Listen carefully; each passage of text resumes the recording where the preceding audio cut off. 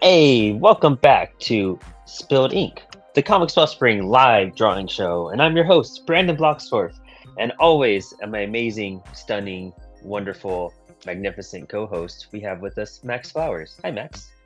Hi. And as always, we have an amazing, lovely guest with us, very talented, beyond beliefs. We have Dom from Life on Saturn. Hello. Hi, Dom. I adore you. I love seeing you. It's crazy it's funny how many times I've met you versus most other creators by like just pure randomness, even though we've only met like twice. But I think I've hung out with you more than like the average creator I talk to or hang out with. Wow, that's interesting. Yeah, because I there are a lot of people on the team who still haven't met you or Mark or anybody, huh? Yeah, exactly. Kind of wild. I've only met them once at San Diego. Wow, that's the place to meet, huh? Yeah, honestly. And yeah, that was crazy. I've never met Alex, which is insane. Yeah. But yeah, Dom, Life on Saturn. Tell us about it. Give us a quick run-do for when people check all this out. Life on Saturn Comics is my wife Lydia and I, and we're a comic duo. And she primarily does the coloring, and she's doing a little writing on the side. And I usually just do the art. And well, lately I've been picking up coloring because she gets really busy, and I've been teaching myself how to write. Oh, nice. Is that, or did you want a deeper history, or I'm not really sure. No, that's great. No, it's amazing. And you guys just finished a Kickstarter for Fennec, right?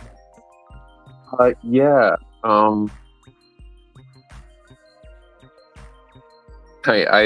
Lid's gonna grab a copy of Fennec, but yeah, we just finished the Kickstarter for that not too long ago, and got all the books out there. Yeah. Even one went to Australia. Yeah. That's cool. Yeah. So this is volume 1. It looks great. I don't think I've gotten to see the trade yet. That's epic. Yeah, this is 3 years. I mean, it's not 3 years of constantly working on this. It was 3 years of working on everything else, and then this was my side project. And you can kind of tell from start to finish, my writing changes, my art skills change, Lid's coloring skills change, and you'll see editing skills change, and it really documents our progress as artists for like 3 years. That's sick. Yeah, that's honestly one of the coolest things about indie books is like seeing the growth behind creators as they're doing books. How many pages is it? It's like 100 what? 100. It's 150 pages of story at least. Okay, so at least 150 pages of story, and that's not counting all the extra stuff. Yeah, that's no small feat. Yeah, for us. Yeah, it's because as I was drawing it in the beginning, I knew less about making books, so I didn't really have a goal per page, and just each chapter was like a different length for a second there. I think by the time you get to the last chapter, I kind of got my shit together. I feel like that's always what happens. It's like at the end of the book, you're like, now I know what the book is like. Yep. And I kind of know my characters better now. I'm ready for volume 2. I can tell you that.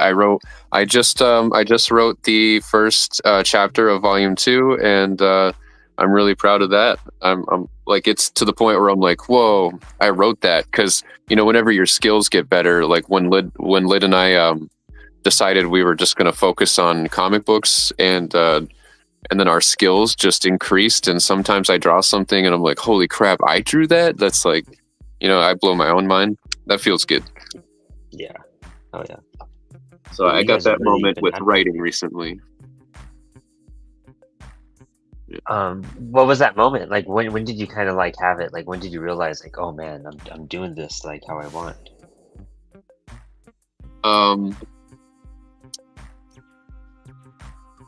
I don't know. You mean like what was the first time that I felt impressed by my own work? Like your writing, yeah. Like what was going on? Like that made you really kind of click. I could say the first time I ever was impressed by my own writing was when I learned truly what the writing process was. Because like because first I keep a story in my head for a very long time before I ever put it into the phone or paper or something. So that's the first writing process. Then the second one's when I write it, I type it. Then the third is when I like storyboard, because sometimes I'm still changing things. And then lastly is when I'm inking a story. Sometimes I'm still changing things. And in Fennec, I don't know. I decided to kill one of my main villains, because there's 3 villains in Fennec, and 2 out of 3 of them are major. And I killed one, and it made sense, and it felt good. And I was like, oh, this is one of those moments that I would be shocked if I saw it on a show or something. And I was so hyped, and it felt so natural that I killed the second villain too. And I was like, I don't know, it just kind of works. I love that. That's awesome. I didn't see it coming, in my own work. So.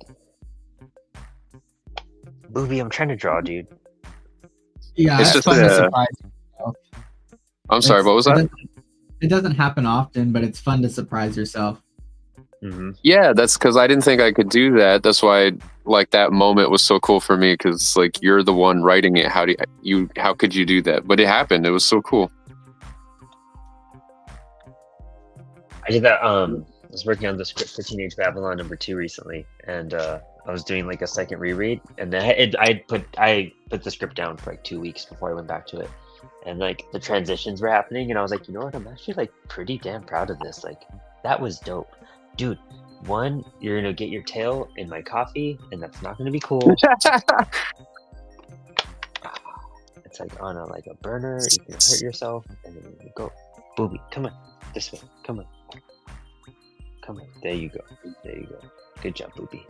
Thank you, baby. Nice. Oh, there you go. Exploding October has been pretty insane to keep up with in general. Like from like how many people are doing it to like keep up a social media post to like the drawing itself.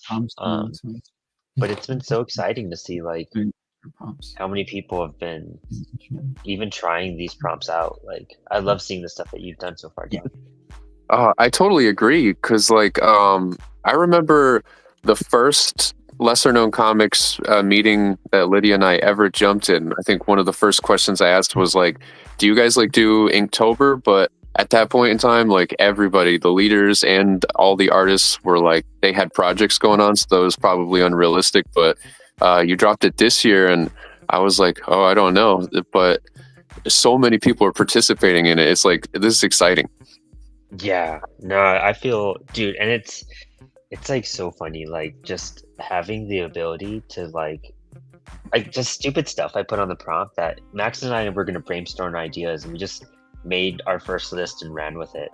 And like, I mean, it's great being able to like make people draw like Gene Simmons and like Twin Peaks and stuff like that. And it's just like the power behind it is so hilarious. Like I feel so honored. To every drawing makes my day.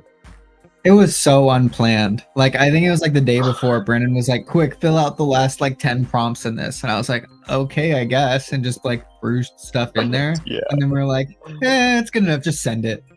But it's been fun for sure. It's been great. Yeah. Yeah, absolutely. I'm actually, so I did a bunch of pencils. I'm so behind. I'm kind of scared to pencil this one. I mean, to ink it, because I really do like the pencils on my Lovecraft one. That's cool. Yeah. And then I have this like I need to ink this one because I know it's not where I want it, because I knew I was gonna finish it in inks. The Eddie is pretty much the same. I'm gonna make it a lot darker, so it's pretty bare. And then I have this ink, which is what Dom's doing. I did like almost like a Venom monster ink. for Comics Wellspring. Oh, that's cool. For that. That's a good And side then, profile. Thank you. And I did this for Underground. And so then my Crow, I just did that. Yeah, I'm just gonna throw down on everything now. That one Underground, was that a Oh, it's a Zap Comics homage. yeah, Zap Comics, that's what I was thinking of. Yeah. Yeah, that's I did cool. it for Apollo, the dude with the mohawk. I did one and then another year I did another homage, but I made a punk dude like smashing. It was like also an homage to London Calling, the Clash album cover. So I kind of put both of them together. I wish I would have done that this year actually. I'll take pictures of these before I. Eventually, you'll get to the point where you're like, "Oh, I want to redo an old drawing of mine." It always happens. You're like, Oh, you nice, see an old yeah. drawing that you did, and you're like, "Oh, there's like some great ideas there, but like I could do way better now." And then you redo it to see like where your improvements at. Yeah, honestly, and it's crazy, dude. Doing this every single day has been so insane, and I've learned a lot. It's crazy. We're on week 24 of doing Spilled Ink, and I want to go back to my first drawings and see what's happened in like 24 weeks. I'm coloring, which is rad, you know. I guess that's a big leap too.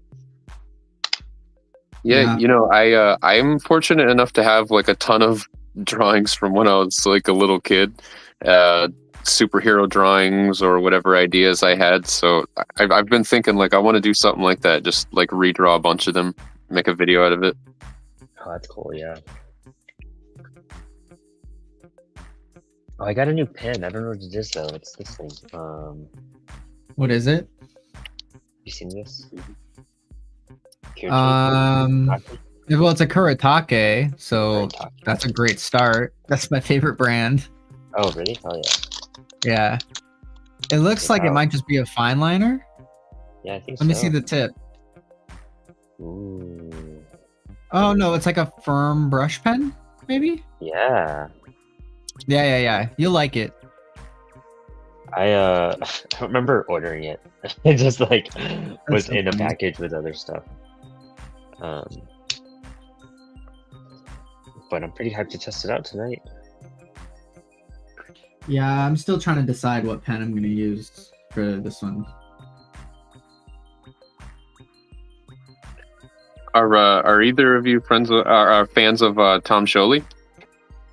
I am. I've gotten to hang out with him actually. What, really?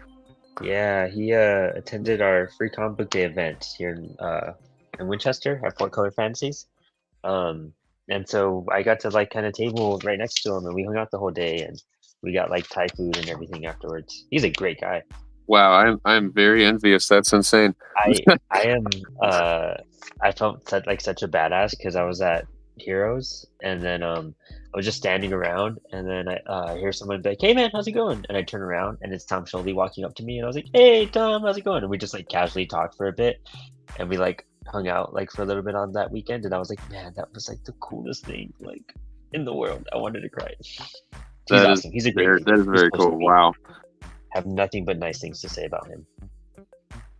Yeah, I mean, I brought it up because yesterday one of his new books dropped, and it's I love it. The Godzilla Monster Piece Theater. I haven't seen it yet, but I'm looking out for it. Yeah, I haven't seen by my shop this week yet, so I wanna check it out. I wanna check it out. I have like most of his material now. I have some. He did like a Kirby sketch and Stan Lee sketch in his 2 books for me. That was pretty cool. Oh, sweet. What's your favorite story of his? Because mine is American Barbarian. I thought that was great. Oh, I have it. I haven't read it yet though. That's actually my next read by him that I want to do.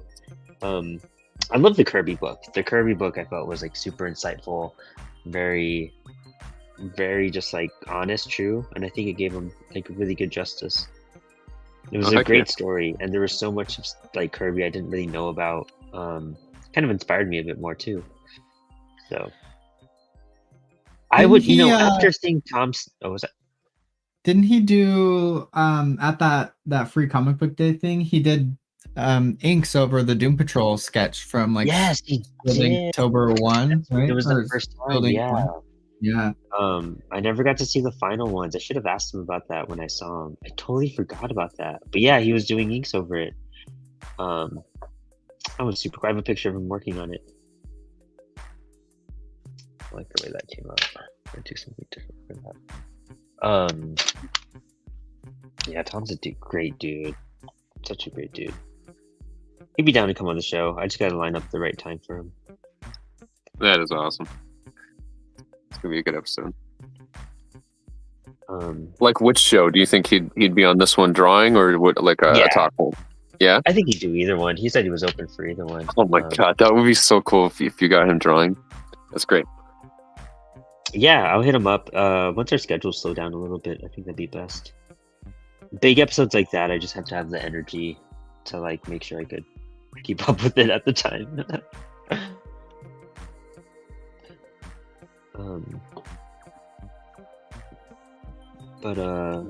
Yeah, Tom's art is so interesting. Actually, like just looking at what he was doing with Jack Kirby and like Stan Lee, I was like, I would love to do like a biographical comic. I think it'd be really cool to do one on Joe Strummer. I think that'd be a lot of fun to draw and figure out and research heavily, you know? Yeah. I've got one in the pipeline that's cooking. Oh yeah, you do. Yeah, but that's not coming out for a long time. But I'm hyped for it. It'll be fun. It's Ooh, dude, one, right? Can we know who it's about or nah?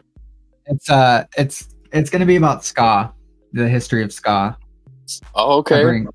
Covering all the different generations, all the way from like Jamaican mento and the origins of it, and like early sound systems to like the modern fourth wave and the resurgence of like queer ska and like streetlight and stuff like that. That would be really cool. If I was like at a dive bar watching some bands and saw like that at a table, that would be so cool. Right. Yeah. Well, and ska just has like such a positive message around it too, you know? Mm-hmm. So I think it'll make a good book.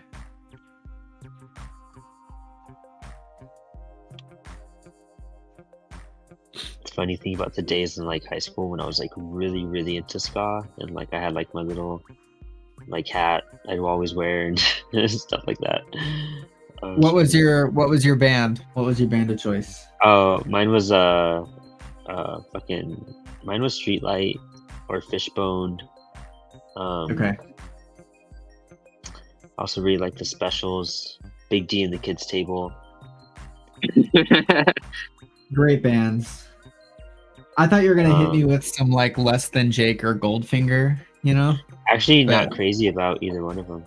Yeah, I was gonna say. Yeah, the people always put them on. I just had never. I see why people like them. I'm not a big Goldfinger or Less Than Jake fan or anything like that. Gosh, what I remember the red cover. I'm spacing the band's name. The Agrolites, is that right? Yep. Yeah, dude, that album, the self-titled one, yeah, such a good one. If you hit me with a Mustard Plug, though, I wouldn't be mad at all. I like Mustard Plug. They were probably one of my tops, but Tim Armstrong's actually solo album is a really good, like ska reggae album. I'm trying to think of who else off the top of my head. I think some of that blurs together because I was also listening to like Coffin Cats and stuff like that at the same time.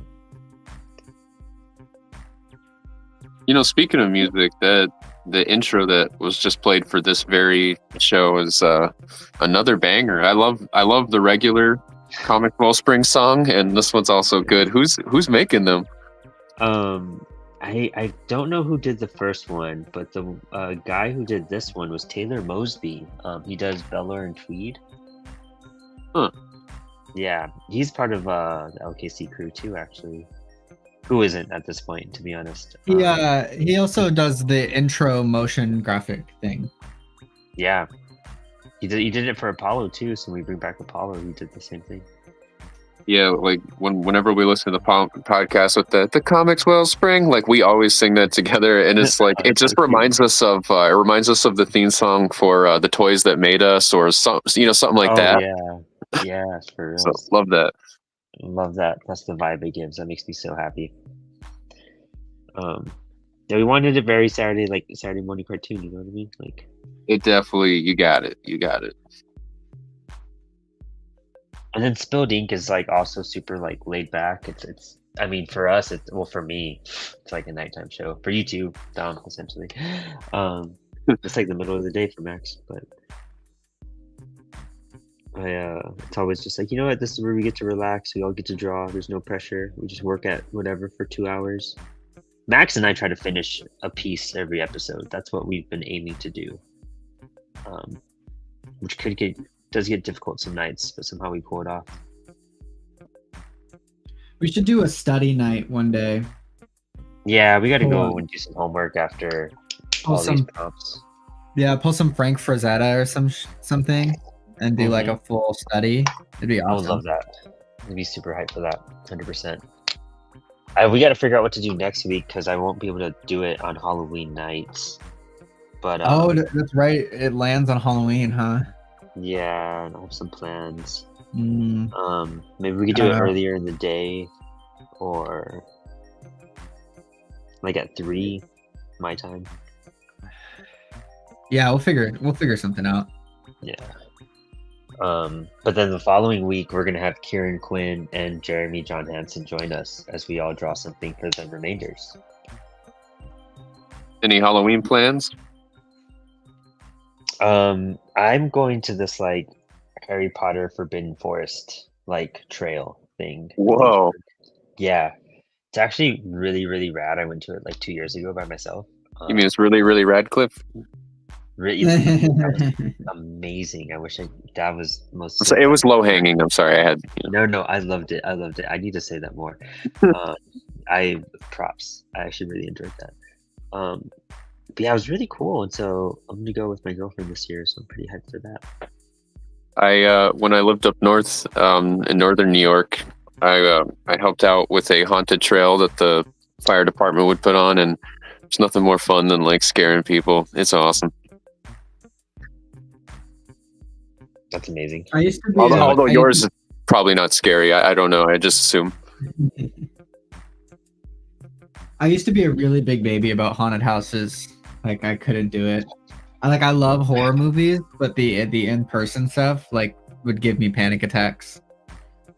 I went to like one in Orlando a few years ago, and it was like super scary at first, and then I was like, oh, this is kind of hilarious. Like I just started having fun. I was also getting drunker though, which could be a fact. I don't drink anymore, so I'm curious how I find it at this point. Do you still avoid haunted houses, or do you go now? I'm okay going now, but now we avoid them because of Milo's like epilepsy, because there's always flashing light. Oh yeah. So there's no way we could do it now.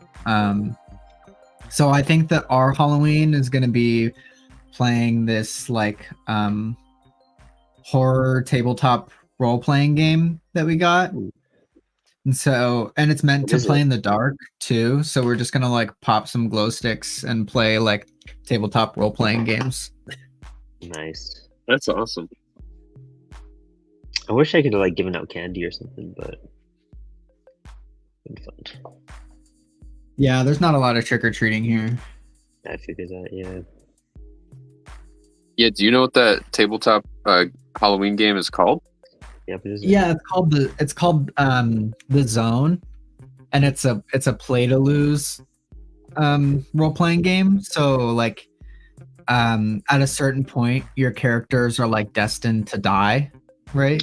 And so you drop off one by one as you're like traveling throughout the zone, and at the end there's only one person left, and it's supposed to take 2 to 3 hours depending on your party size. And and then there's like all sorts of different iterations of the game and all sorts of different like characters you can play as and things like that. But we test played it and got about halfway through, and it was really fun. So we're gonna try and get some more people to do it with us for Halloween, so it's not just the two of us. But it doesn't require like a DM or a dungeon master or anything like that. Huh. Yeah, that sounds awesome. We just got these like fun little games called Horrified. One of them is like classic Universal monsters, and the other one is like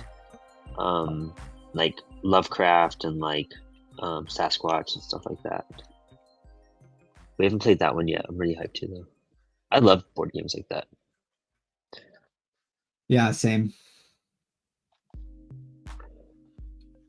Lydia and I, we played a game with our friend Patrick Hayes, and he brought over this game called The Plot Thickens.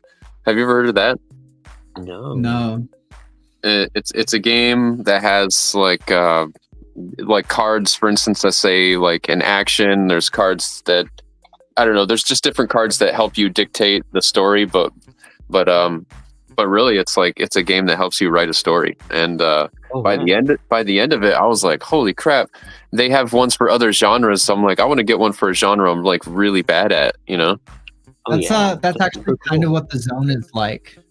There's like different like actions that you can take that are like towards other players, meant to push the story forward and like complicate things.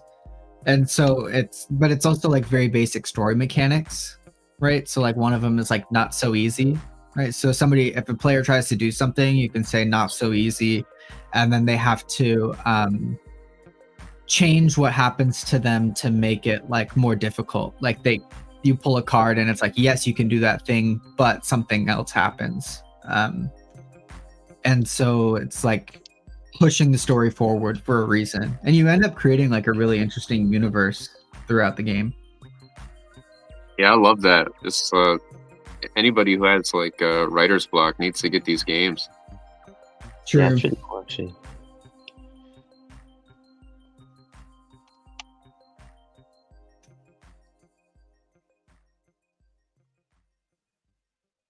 So which one are you working on right now? Oh, you're working on Lovecraft, and then you're working on Ink.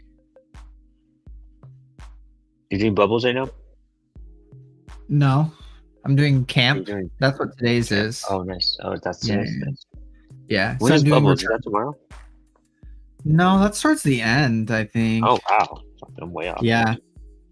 I saw Jeremy was doing it, so I kind of assumed that was like upcoming. Yeah. No, I'm doing Return of the Living Dead for Camp.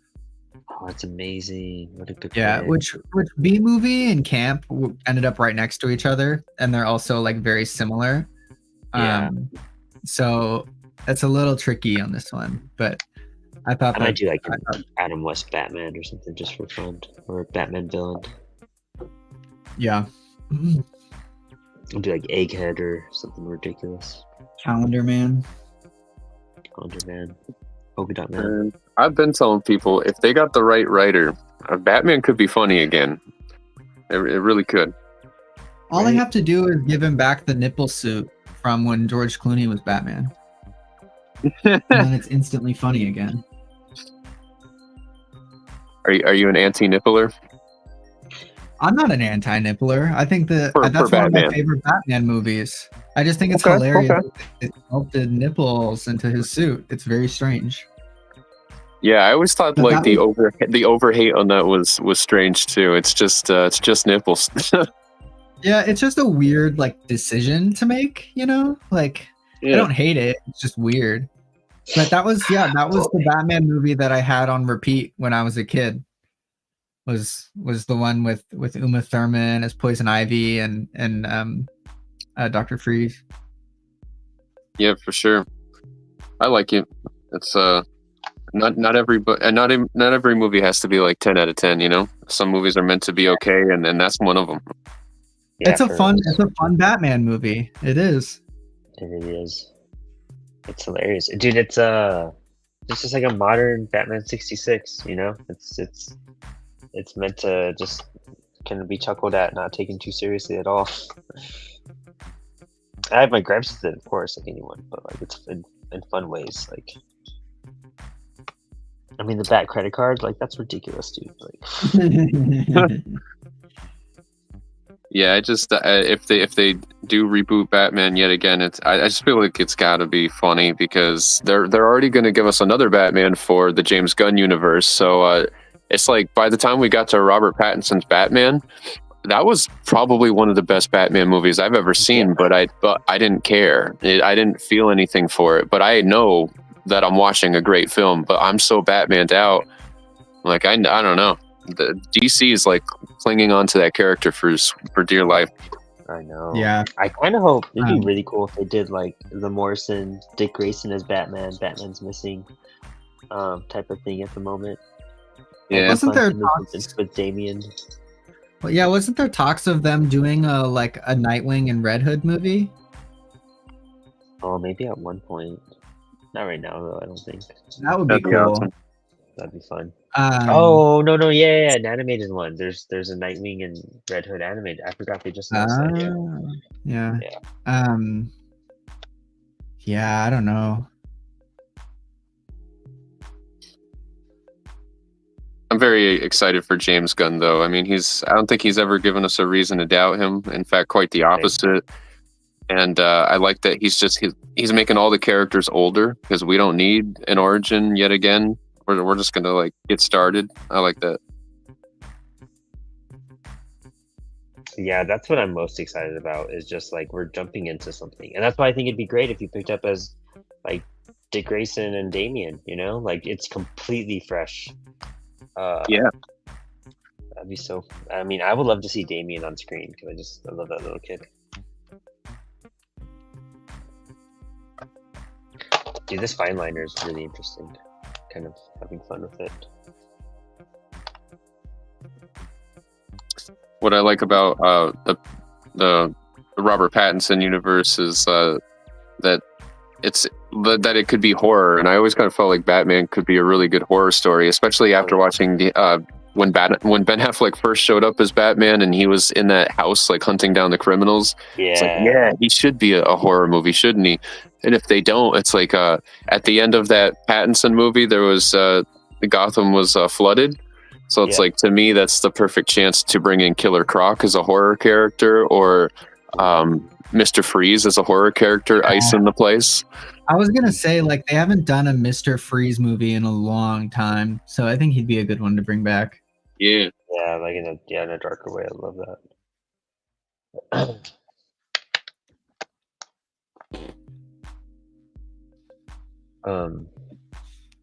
Yeah, I would love to see a really cool like Mr. Freeze or a really cool Scarecrow. Those are the two I've always. I think Batman Begins did a really good job with Scarecrow, though. They did. I will give yeah. Which Scarecrow is one of my favorites, but yeah. Clayface would make a really cool horror movie too. You know, I imagine because rumored for the next movie actually. Because his like every episode he had in the animated series was like so tragic.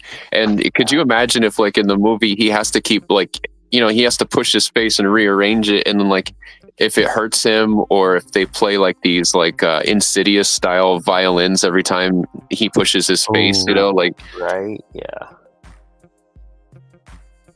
that'd be sick. Clayface would be great. Oh, I would love that. I think that's what I heard is rumored for the next movie. Wow, don't be so. Yeah, Matt Reeves doing Clayface, I think he would totally pull it off. He's really good at visual effects, so if anyone can do that, definitely him. I do find Andy Serkins an interesting Alfred. Like, out of all characters for him to play Alfred, I just think that's just very... I guess I need to see more of him to really get the vibe, but it's hard for me to like really feel that out. You're not sure if like Bruce is his precious yet, right? Yeah, exactly. I also heard Professor Pig was another like rumored person, which would be kind of cool.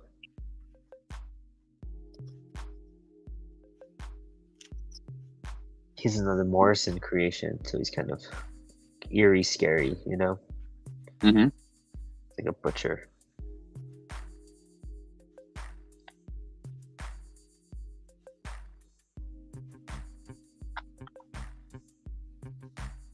I feel like they didn't really give Ra's al Ghul full potential. I like Liam Neeson, but still feel like it was a miss. Yeah. Have you guys watched The Penguin at all? I saw the Um, first episode. It was really yeah, cool. yeah. I saw. No, we saw the first 2 episodes, and it just we got busy, but it's really good. I thought. Yeah. I thought it was nice that it wasn't like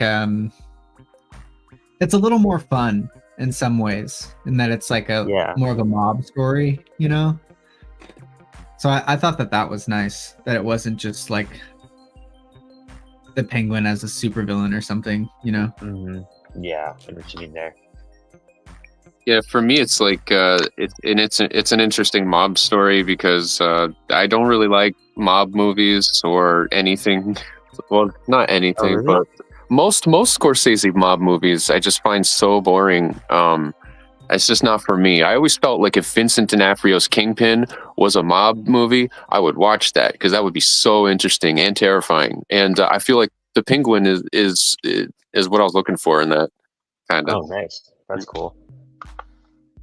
Pretty cool to hear, actually.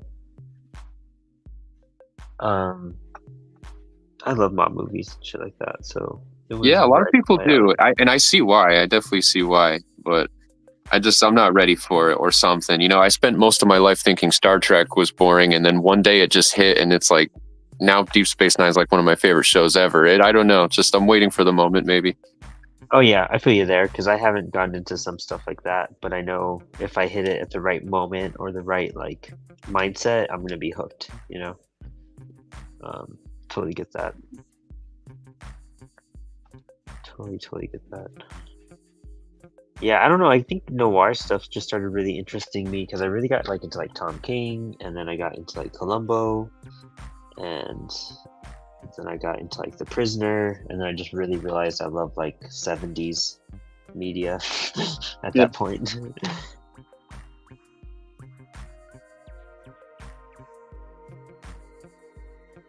I just like the slow burn part of it, you know, like the tension building and things like that. Yeah. In the mob movies. Yeah. Yep. Like I love Taxi Driver, Yeah. which like it's a slow movie, but I think it's good. Yeah. What sucks is that like because of the Joker, I have like an annoyance with Taxi Driver because it's just like the Joker tried so hard to be that like Yeah. to the T, you know. And me and you disagree on the Joker, but that's fine. Yeah, I think so. I'm a crazy fan about it.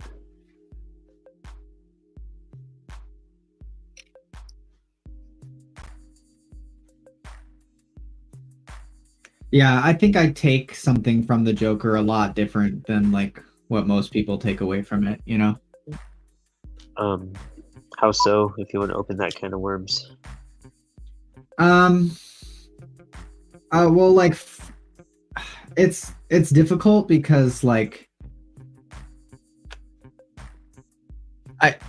the criticism of it, right, is like people who like the Joker are rooting for the Joker, and like if you understand that the Joker is not a good guy when you watch it, right?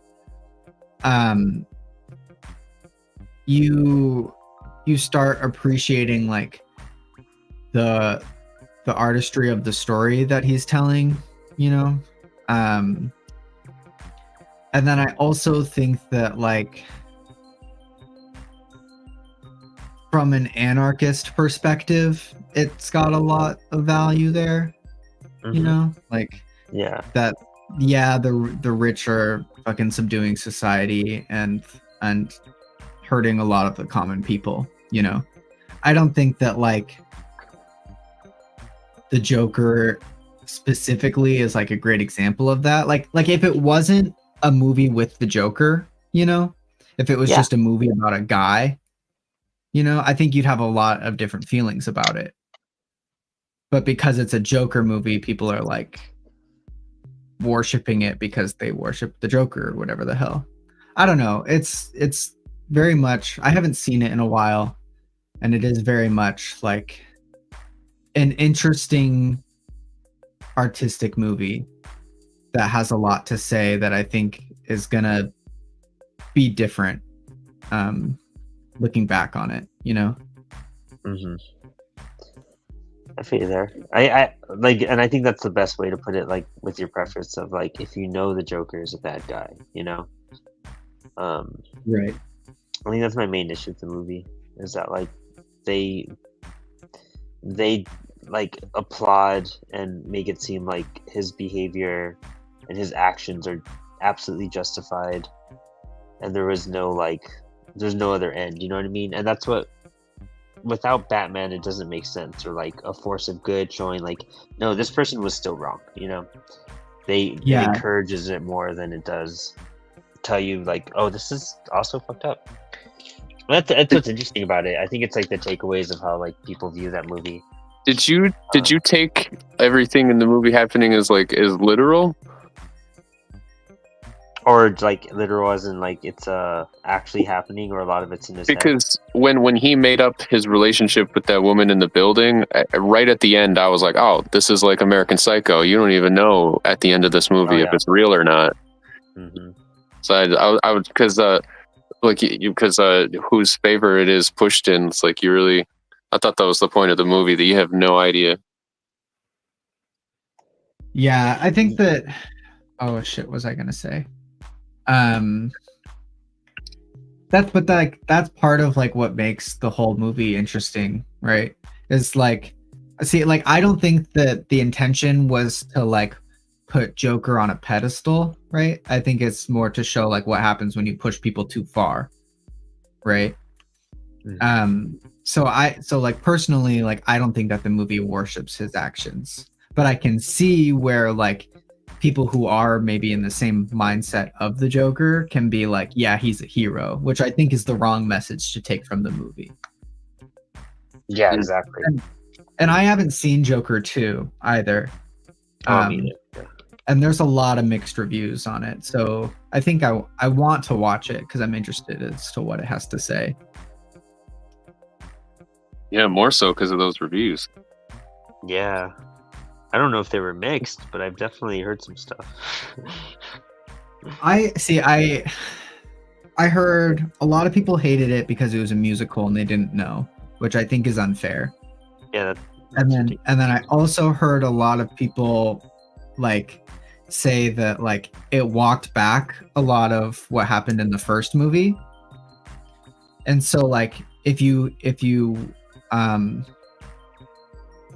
were one of those viewers that like put the Joker on a pedestal in the first movie, you're gonna watch the second movie and hate it because it like is the downfall of the Joker. So interesting.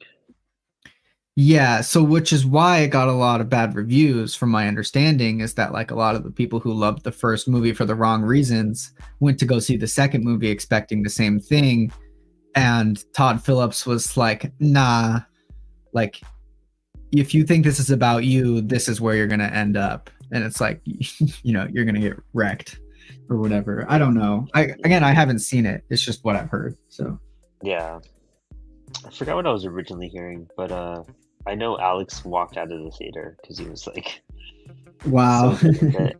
Like just as like a film, he just like did not. It just storyline, everything was just not good. Right. I haven't seen it either though, you know, but it's gonna stream in like 2 days, I think. So. Oh really? That's how bad it was. Yeah. Right. That's like shoot. What was that? Borderlands. That shit was on YouTube in no time. Yeah, dude. Like. That's what's gonna happen to the Minecraft movie too. I bet. I definitely feel that.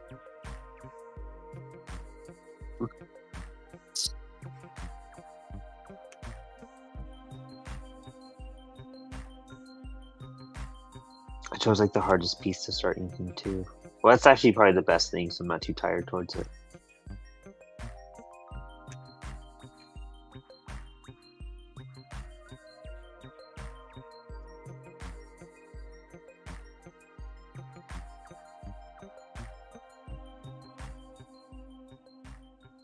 I don't think you ever told us what your Halloween plans were, Dom. No, you didn't. Absolutely nothing. So I'm probably just gonna watch some horror or something with Lid. I recently got her to watch all the Chucky movies up until Seed of Chucky. No. I know. And most, well, not most. How far do we? I think we got until like Leprechaun 3. Oh Oh my god, another God. one I can't. Whichever one ends up in space. That's amazing. I love when horror movies do that, when they just freaking randomly end up in space. Like Hellraiser did it, Jason did it, Yeah. you know.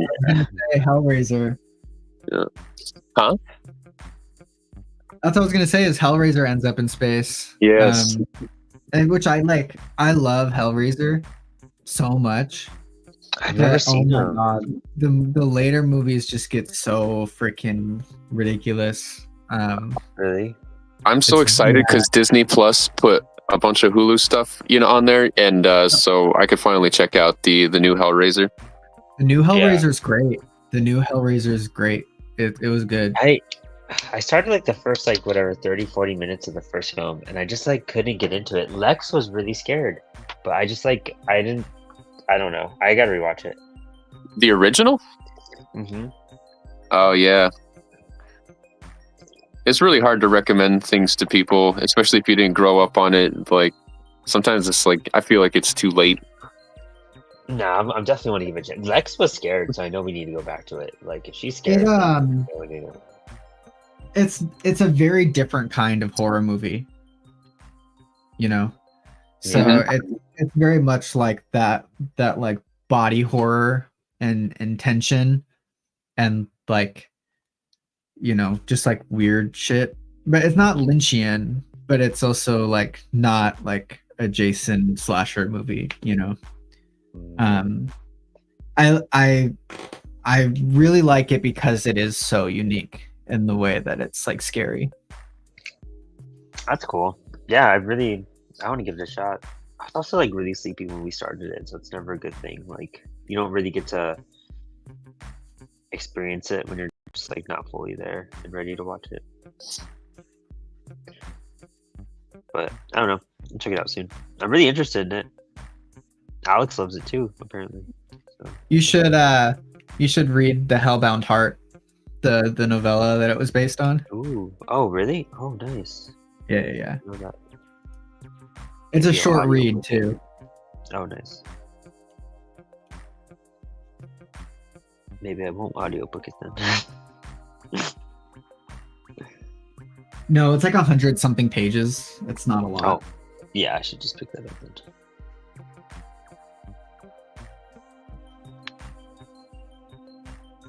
Who's this? I just hear a cat tearing up the stairs right now. T'Challa. I see you. T'Challa.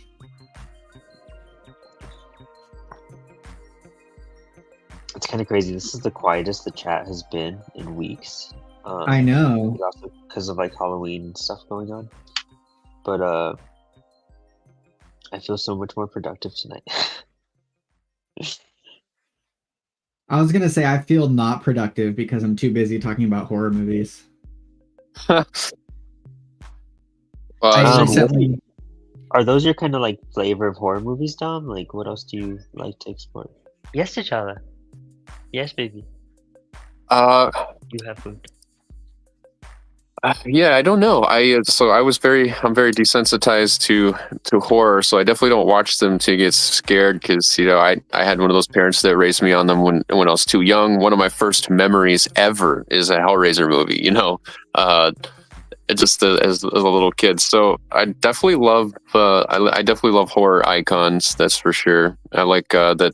I haven't seen any Terrifier movies, but I like that there's a new horror icon on the rise. I like those types of horror films, but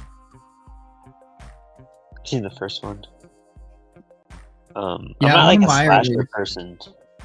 I'm not Really either. not. I can't I handle like. too much of that type of I'm gore. always on the hunt for movies that like actually scare me because it is so uncommon.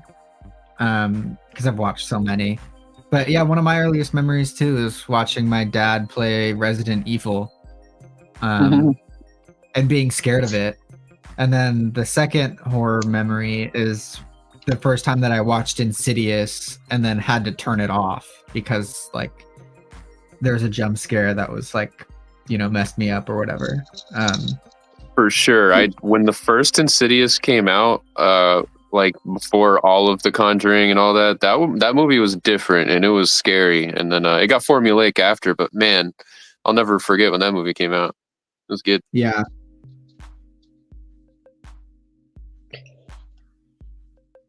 But I got my friend's Shutter login, and that's provided me nice. with a whole new array of really good horror movies. So Yes, a couple of my friends have been telling me about how if you get Shudder, then every year on Halloween they do a VHS movie. And I didn't even know that series was continuing,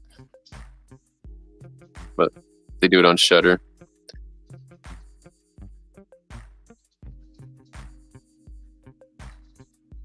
yeah, I think my go-to is like either art house or found footage films. Those are my favorite. Okay. Yeah.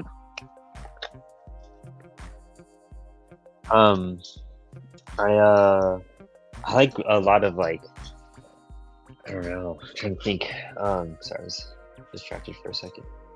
Like Midsommar is like my favorite like scary movie. I just think that cult stuff is just so much fun and so interesting. But I really like stuff like exorcism stuff. I really like paranormal Yeah. things. The Conjuring movies are really cool. Sinister Sinister actually scared me. Made me realize more reasons why I don't want kids. I thought the New Salem slot was cool. I like vampires a lot too. Anything with vampires. Dude, Doctor Sleep, one of my favorite fucking horror movies. That movie is amazing. I don't know if you guys have ever watched it. Not yet.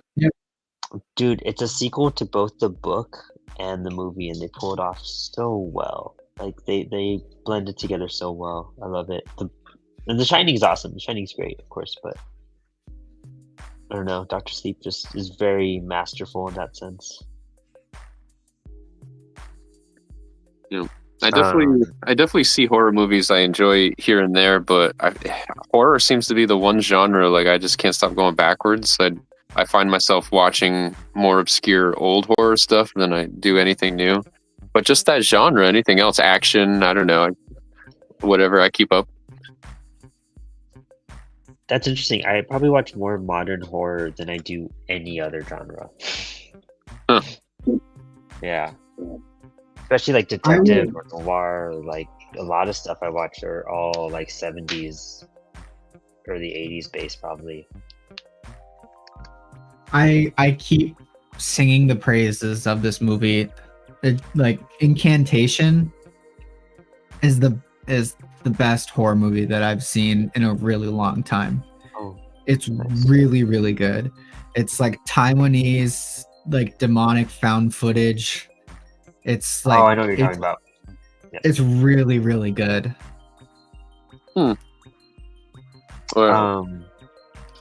Jade is getting me into found, because that anthology we're doing, like that found footage stuff. And so I barely saw like Trick or Treat for the first time and stuff like that. You said Trick or Treat for the first time? Yeah, I saw it last year. Oh my god, I love that movie so much. Oh man, I just agreed to do a Friendsgiving, and I might not be able to do a Friendsgiving actually.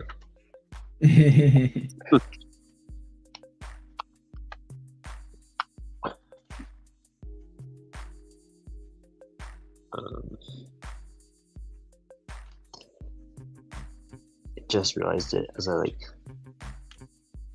just hit my head out of nowhere. That's great. Supposed to do maybe a possible launch, like a in-store launch for Soul Catchers, and I was like, yeah, I could do this date, and I was like, oh, the same date as that. But I just agreed.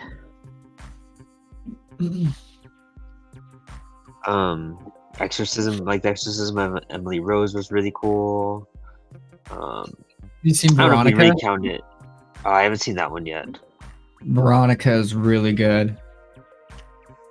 The Devil's Doorway, also a very good Exorcist movie. That's Ooh. Milo's stuff. Milo loves the Exorcism movies. Oh, nice. So for either of you, if you're desensitized to writing, or if you're desensitized to like watching horror at all, do you ever find, where do you begin when you write horror? Do you struggle with that? Because I know I do. Whenever I think of horror, like my brain is so warped that I'm like, oh yeah, vampires, werewolves. Wait, that's not horror. It's got to be scary. Those are just freaking, Halloween costumes. Like, where do you begin? I draw from my fears, so that's what Corpse Paint is going to be, and so it's a little bit less of like a monster, right? That's fear based. It's like, what does the character like not want to happen the most, right? So the character is almost like driven by fear. But I also like kind of look to things that I think are like underutilized, or like that there's not a lot of good films on. So Corpse Paint is going to be witch horror, because I just feel like there's not a lot of good, like really good witch stuff out there. For sure, except for The Witch, which is still like a debatable thing too. And Suspiria. Ooh, I think I haven't seen Suspiria. I've always wanted to. Both are very good, both the old one and the remake with Tilda Swinton. Oh, Lit is looking for that movie, Suspiria. Where is it streaming? Oh, I don't know where I just I watched it like 6 months ago. I think Max, actually. Okay.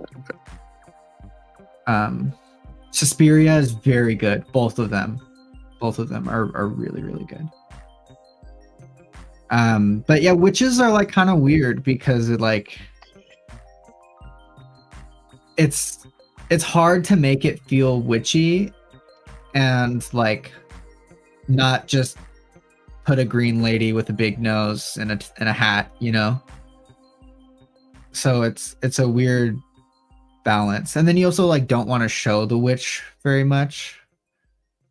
It's like all the like weird folk occultism that is more effective in terms of being scary. Yeah, right? Yeah.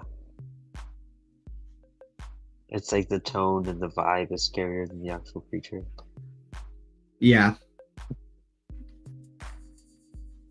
Do you think a society like evolving like killed witches?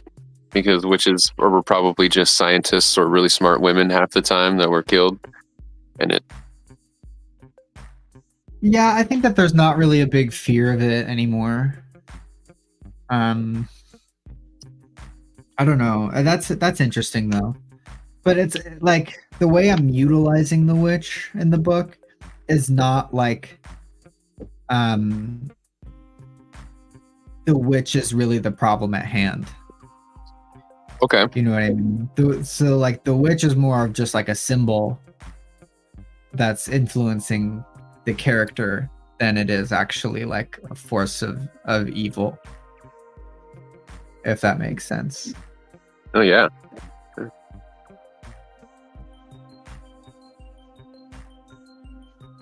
I do not like how that came out. But yeah, writing horror is very difficult. To make it actually scary or like make it like feel genuine. True. And especially in comics, because like that, like you can't. It's really hard to do a jump, like any kind of jump scare, in comics, and it's also very hard to build tension. So you kind of have to find some way to make your reader feel awkward. Yeah, and it's like, how do you do that? and usually it comes from like formalist experimentation. At least that's what I've found. Because Yeah. then if it's not, right, if you don't get your reader to feel that way, then it's like a campy horror story, which is still fun. It's still great, but I don't think it's like true horror. It's not something that's actually trying to scare you.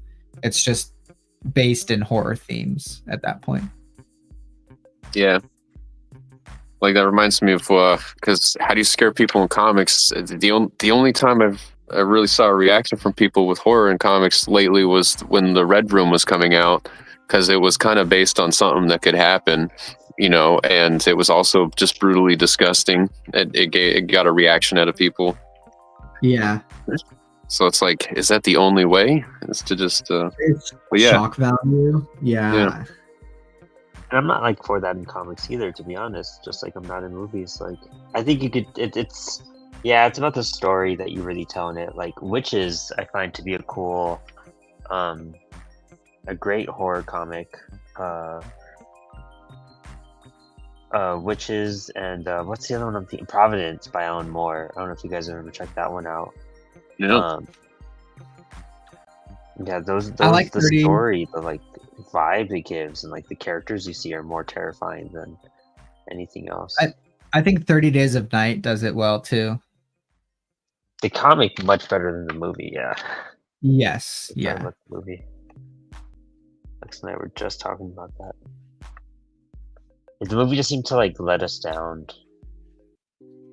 What's daydreaming? We'll do no five. Yeah, the movie's name. You know, it's just like an absolute classic though, is the Bram Stoker's Dracula. Yeah.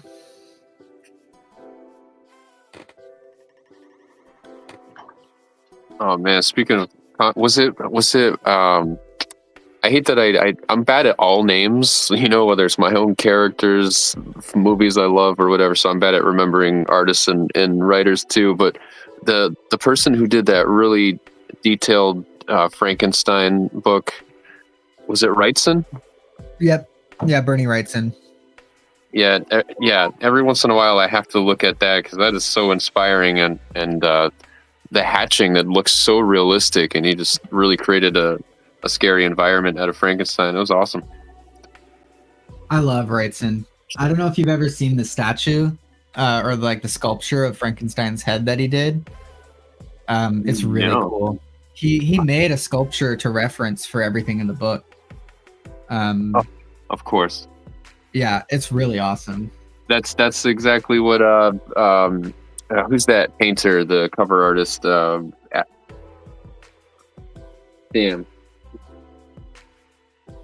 I don't know. He did the Fantastic Four. He did Kingdom Come. I don't think I know this one. I'm so sorry, I missed that. That was the artist who did Kingdom Come. What was his name? Oh, Alex Ross. Yeah. Yeah, Alex Ross. Jeez. Any other day I can remember his name, but he also like sculpts his characters in so that he can get all the lighting reference, and it's so smart because I want to do that for the next time I do Fennec, because coming up with those helmets like 3-dimensionally in my brain is not easy at all. Just to keep as a constant reference. Yes. That's cool. I find the struggle with I have the same struggle with environments. Like complex housing and architecture, keeping the floor plan consistent and being able to draw like the difficult things like that. Yeah, that's true. That's true. When I think about it, I think I kind of find somebody's place that I know or have been to usually, and because then I know the layout by heart. Yeah, I do the same thing. Yeah, but you can't always do that, so yeah.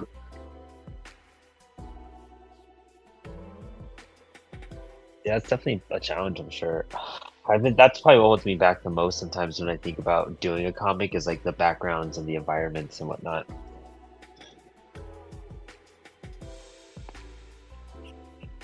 I feel like I'm overcoming definitely character stuff, but I need to work on character creation and like consistency. But definitely backgrounds and whatnot trip me out the most.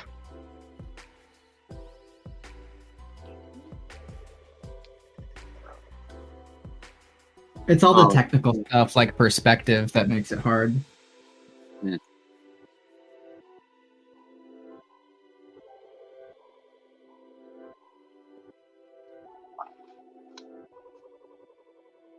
Yeah, we'll get there in the show too. Have you been checking out any of these like newer artist apps? Like Kara is supposedly supposed to be the Instagram replacement, and I think Blue Sky is the Twitter replacement. But they're both these apps are for artists. I haven't. I started a Kara account, and it's going okay. I feel like sometimes I'm getting more likes there than I am on Instagram. But it can be slow because it's only artists that are on it. No Instagram people, no bots. It's just art. I think we should just bring back DeviantArt. Yeah, I've definitely heard that from people before. In fact, our roommate has DeviantArt, and he keeps trying to get me back on it. And I'm like, I don't know. I feel like, is that just another dead place? Because social media already like robs me of so much time, and it's like I can't believe it because every social media I'm on is so freaking dead. I finally deleted Facebook. I'm gonna delete Threads and Snapchat and just everything that like robs me of time. Dude, I understand that completely. There's only a couple apps I really like to use. It's Instagram and Discord. Dude, the Apollo City Comics Twitter got hacked. You guys should look at it. It's hilarious, actually. And we can't log back into it. But I was like, you know what? Just let it be. Like, I'm fine. Like, I don't really care. But it's funny. That's like some of the pictures whoever's hacking it is posting are just hilarious, dude. It's like ridiculous quotes with like ridiculous like looking like white dudes that, like with pretty blue eyes and everything, and they're just like some shirtless white dude, and it's like a ridiculous quote above it, and it's coming from our account, and it's just the funniest thing in the world. I was really pissed for a day, but I was like, I'm just gonna let this right out. Yeah, I said, like,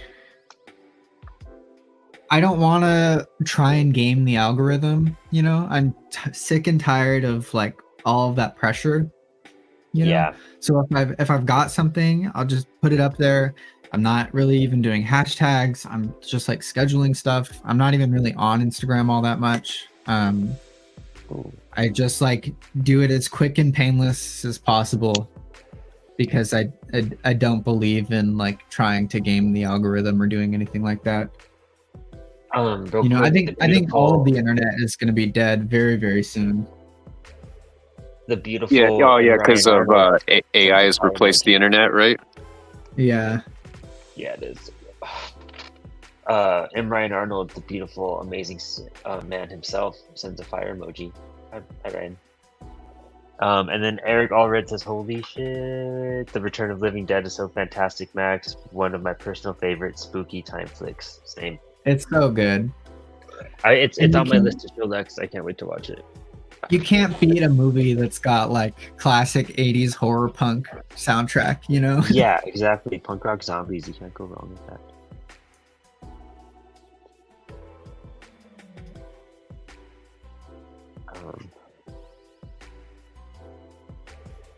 Yeah. Everyone like tuned in at the same time right now. It's kind of funny. Yeah. I think it's so funny starting at different times. Like sometimes 6 is the best time, sometimes 7. 8 worked out really well for us one time, but we were just dead. I was just dead. I can't say we.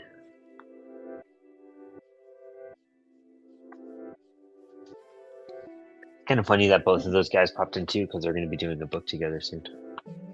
That's so funny. I didn't know that they were working together. Yeah, Too High to Die. Okay. Yeah. Interesting. Good title. I met like we'd been looking for an artist for a while, and I talked to Ryan like once, and then I was just like, "No, you're perfect. You're everything I want for this book, dude." I need to introduce you to these guys. This is dope.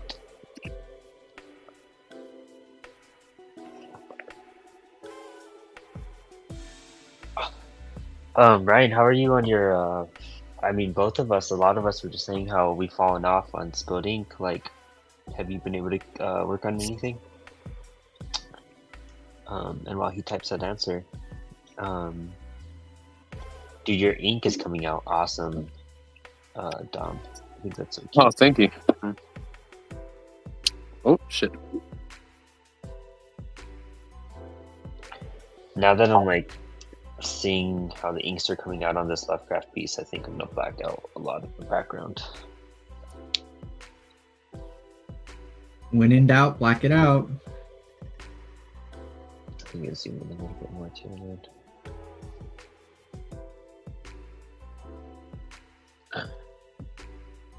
Hi, Sebastian.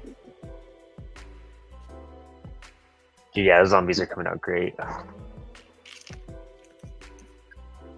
Yeah, this works out because I back when we were making our Fennec putting the book together, we wanted to make a our own ink to go in the back of the book, one that was more like tokusatsu themed, but I just didn't have time to do it.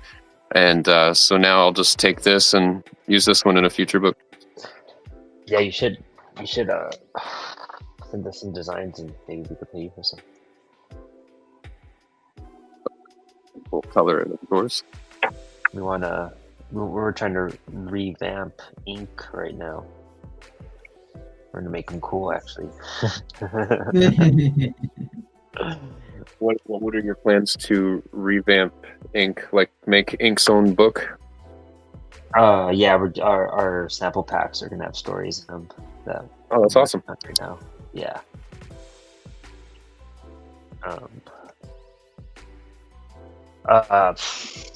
Ryan says, "I'm so far behind. I had work and now I'm crunching to finish a book by January." Oh, so yeah, you're pretty much done with Inktober unless you have some downtime on something fun.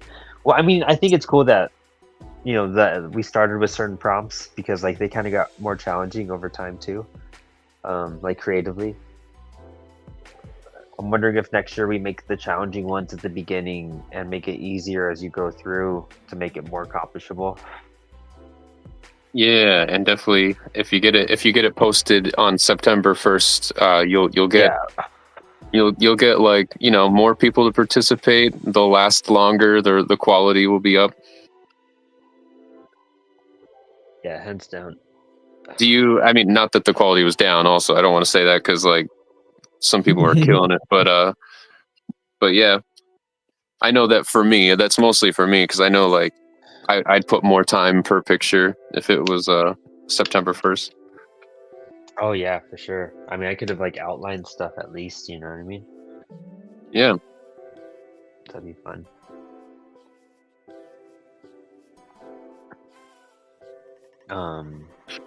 And do you think Yeah, do you think you'd make it like in a future list? It would have all people that Comics Wellspring has published. I think that was another idea too. Is giving a prompt. I mean, that's like it'd be a lot of fucking work to be honest. But like giving a prompt, but it's a creator's book, and so like we'll post it every day, and that way you could see an example and tag that creator as well. It'd be fun if creators have like a little free sample pack people could download, like a little 4-pager, Yeah. Huh. We organize 31 days of it. Dude, that's a great idea. We should totally do that. I just thought of that. If I start working on that like in January, we can make it happen.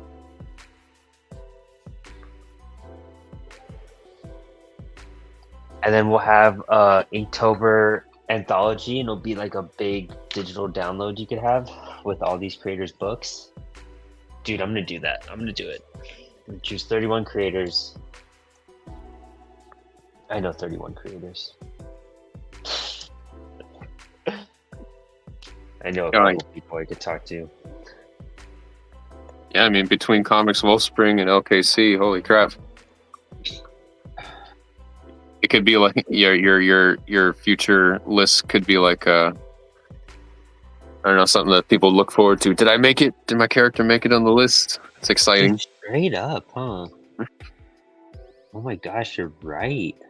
And it's like I don't know, if Fennec didn't make the list, I'd be like, maybe next year. It's not gonna stop me from drawing people's art. You know what I mean? Like, I don't think I'd be a sore loser about it. So it sounds fun to me. Yeah. No, yeah, you're right. I'm gonna do this. Yeah, I'm definitely gonna do it next year.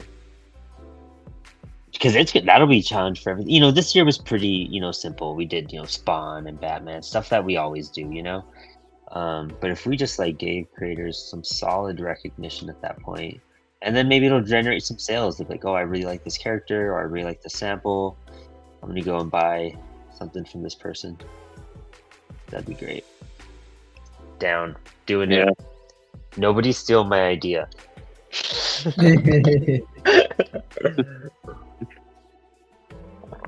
Yeah, I did something similar with my first Saturn-tober. The first Saturn-tober I did, it didn't have any original characters or any original words or anything. It was all like, I'm like, these are all the things I want to see drawn that I rarely see ever. And, it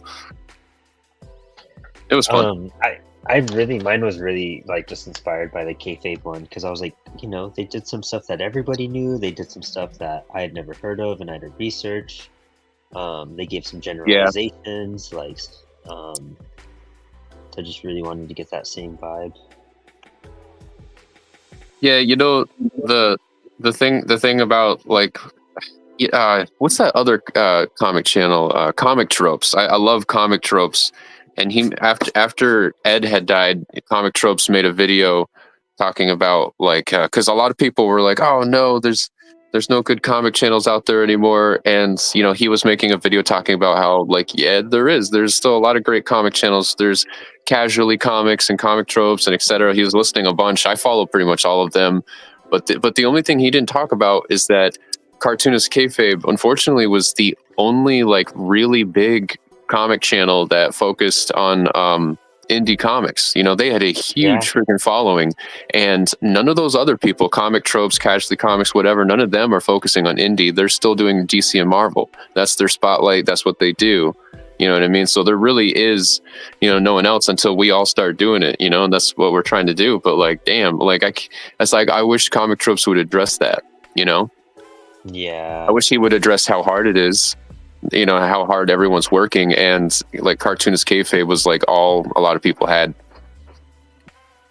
Even in Apollo, we made sure to, like, when we bring back the show, we're gonna do a special indie highlight for sure every episode, because it's like we know so many people and creators, like we got to give someone a shout out. I think it's so easy to do. The Ink Pulp guys do a great job. Yeah. Who? That's true. Well, who are they? It's Sean Crystal, Eric Canetti, Matt Scalera, and Jim Mahfood. But they do a live drawing show, and when they go to cons, they pull up their indie book hauls, all the stuff people gave them, do shout outs. They do stuff for people's Kickstarters. It's awesome. Wow. That is cool. They shout out Teenage Babylon and the Punk Anthology, actually. Yep. Yeah. And shout out to you, because you just dropped this, right? Or you guys, you did. As I was looking through this, it's funny because you were just talking about The Crow, and one of my favorite things about The Crow, because I fucking love that book, is like this right there in the middle is like there's a friggin' script, and then what looks to be like poetry somewhere in here, and it's like I loved that about The Crow, seeing like that type of stuff, like this looks exactly like it could have been in The Crow. Like if it were more fantasy. There's some beautiful stories in that book, and like I probably wrote my most like heartfelt stories so far in that book. Like those Me were too. Both of those intense. Yeah, you too. Yeah, we all kind of like really opened up in that one, and it was great putting it in the world of Teenage Babylon and Fake Your Death too. Yeah, I can't wait to read this. It's cool, like, and I love these anthologies that I'm doing because, like, each one that I've been in, I've like grown the world of Teenage Babylon. So I have like the Ashcan, and I have like 3 short stories, and like that's the beginning of Fake or Death. That's the first published story of it. But it like everything I'm doing is like building these worlds and other books to like launch the book.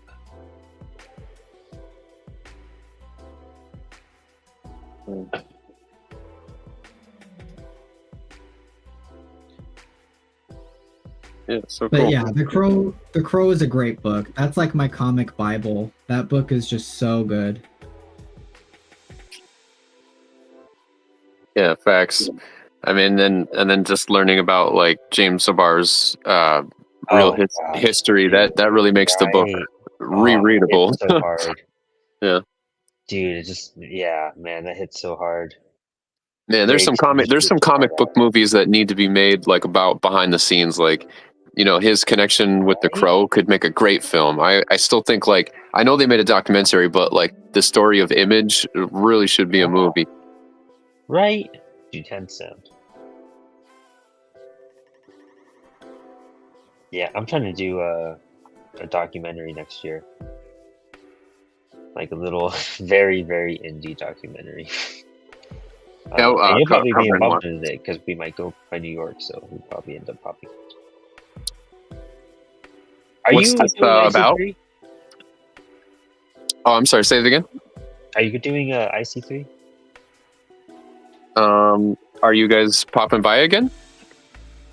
Oh, well, we might right before IC3. Are you going there? Or are you guys attending this year? When is it again? In March. Maybe. I mean, that was like one of the best times we ever had at any convention. So, would love to. Yeah, you guys killed it. You guys did really good. Dude, that was a fun. Dude, I messed up my knee. That's what happened. Oh Man, my god! I hurt my knee so bad, dude. That's. I forgot all about that. I was like, yeah, it was a fun time, but what happened? So then I was fucked. It sucked. That was a great time. Yeah, we should be popping back by then. But yeah, I'm trying to do like a little like tour on the way to IC3. So I want to like start in Winchester, and then do like Pittsburgh, and then do New York, and then we'll do IC3, and then we'll wrap up like in DC or in Jersey, or just like come home after that. But just like a little 1-week tour, like signing at shops and just like distributing books at other places. Yeah. Just interviewing creators. I think it'd be fun. I don't want to say I'm done with this piece, but I feel like I'm done with this piece. I feel like How far in are we? Dude, we're like an hour and a half. An hour and 20. Okay. That should be enough to finish this. Check it out, Max. I think I'm done. I don't know if I want to That add looks more good. to it. Yeah, I don't think you need to. Right? There's a great balance there. I think you're Oh, good. let me look. Oh, holy crap. You guys covered a lot more paper. I feel like I did too much talking. This is like the size of my hand, dude. I'm super zoomed in. This is a small little notebook. Yeah, there's my hand. Yeah. Okay. We're very zoomed in. It looks like we're doing bigger pieces than we are, probably. My camera angle kind of helps with that. Oh, dude, that's sick. I love it. Oh my gosh, that's so cool.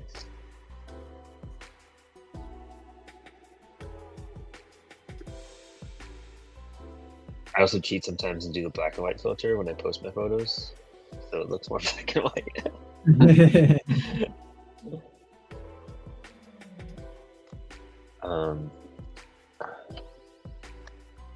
Yeah, I'm definitely going to color this after, off screen, for sure. I wonder if I should add like some color in it. Oh, shit, that'd be cool. I think that's what's missing. I want to add some purple. Some purple, and then I'll be happy with it.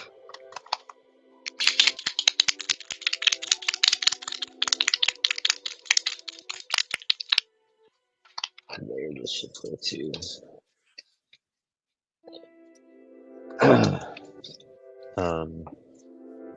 It has been fun, like coloring lately. Not gonna lie, I'm enjoying it. I mean, it would be fun if if Ink had like a multiverse adventure where they have to get together heroes from all over the LKC verse or whatever. Oh my gosh, that would be actually amazing. And then have everyone like do a page. It'd be amazing. Yeah. Yeah.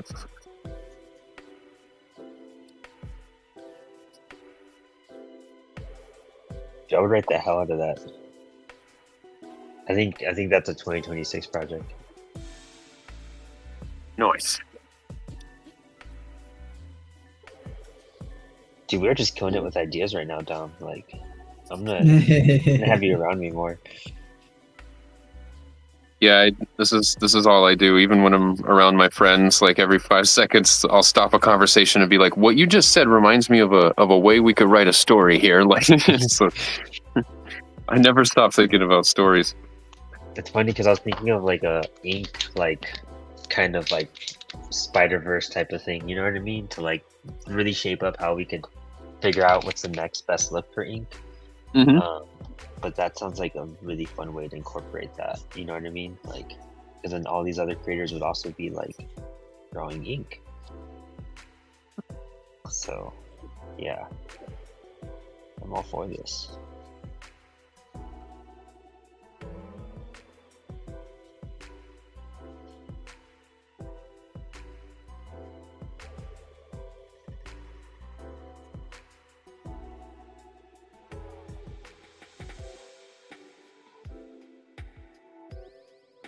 I'm really having to focus doing these markers because it's last minute and I don't really have a vision for it. I just started doing marker stuff. I didn't really map it out in my head. So I might fuck it up. I'm glad I took a picture before I added markers though.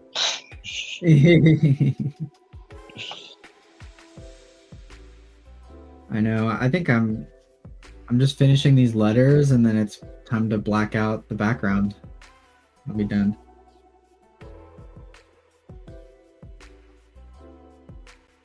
So, as modern artists, like who, I know when you're a kid, you think like, oh, being famous is cool, and then today's generations have between social media diluting fame and just so much information out there exposing that it's not all that great. What do you think is like your goal? When is it enough as an artist? When are you done? To me, it's like I just want a fan base. That's all I want. I don't care if it's a little one. I just want to be able to make my own books and keep doing it and like make a living that way, Yeah. If I can make a comfortable living making my books, especially if I can like print, like control everything, right? So if I can print my own books, draw my own books, release my own books, and people buy enough of them for me to like continue what I'm doing, then like I'm good, I don't need more than that. Yeah. I'd much rather be living in my basement shipping out orders of my comic books than like Working. doing anything else. Yeah.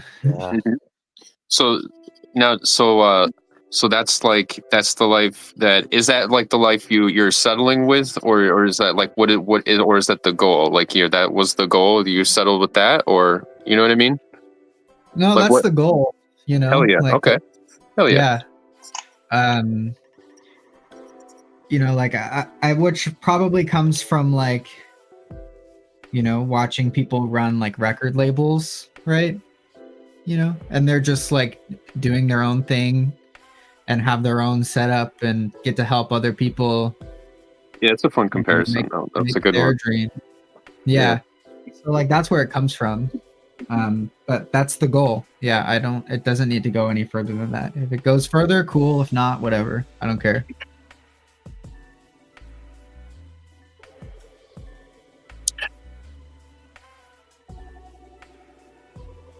Nice. Oh yeah.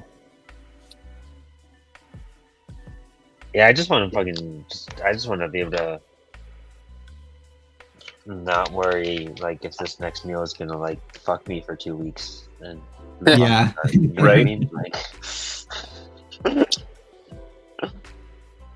just want to be able to like have like Taco Bell and not be guilty about spending, $30 to get it delivered. Okay, because when you said that, I was wondering if you meant if you meant your next meal like being digested, or if it was a money issue. And then you said Taco Bell, and I'm like, oh, it's definitely a digestion issue. And you're like, no, Oh no, it was money. I was thinking more like a money issue, but yeah. Oh. I thought that was we're all getting older and worrying about digesting. Oh my god, that's amazing. That's a good take on it. I love that. Because that's what I'm worried about right now. I have digestion issues, and I'm changing my diet and weight, and it's annoying. So you gotta go vegan. Like join Brandon and go vegan.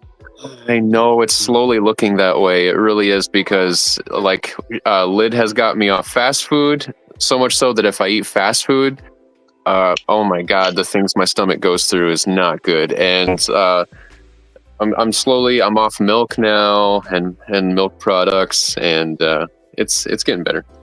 Yeah, See, like pizza fucks me up, but I can't give up pizza. I can't do it. Yeah. It's so good, and it's too cheap. Yeah, I got a break for pizza. That's one of those ones for sure. And every once in a while, I can't live without chocolate ice cream. I'm not, like, come on. It's worth it, right? Do you get like oat milk versions, or do you still get like dairy versions though? I don't know where I could get an oat milk ice cream soft serve, but yeah, I wish. I bet they have in New York. Next time I go, we'll go get some. I'll make it a mission to find it so we can go together. Okay, all right. You just have to go to California. It's everywhere in California. Yeah, for us. Wow. I took Brandon to a bomb vegan spot when we went to San Diego. Which one was it? I'm spacing it out. Where did we go? Plant Power Fast Food.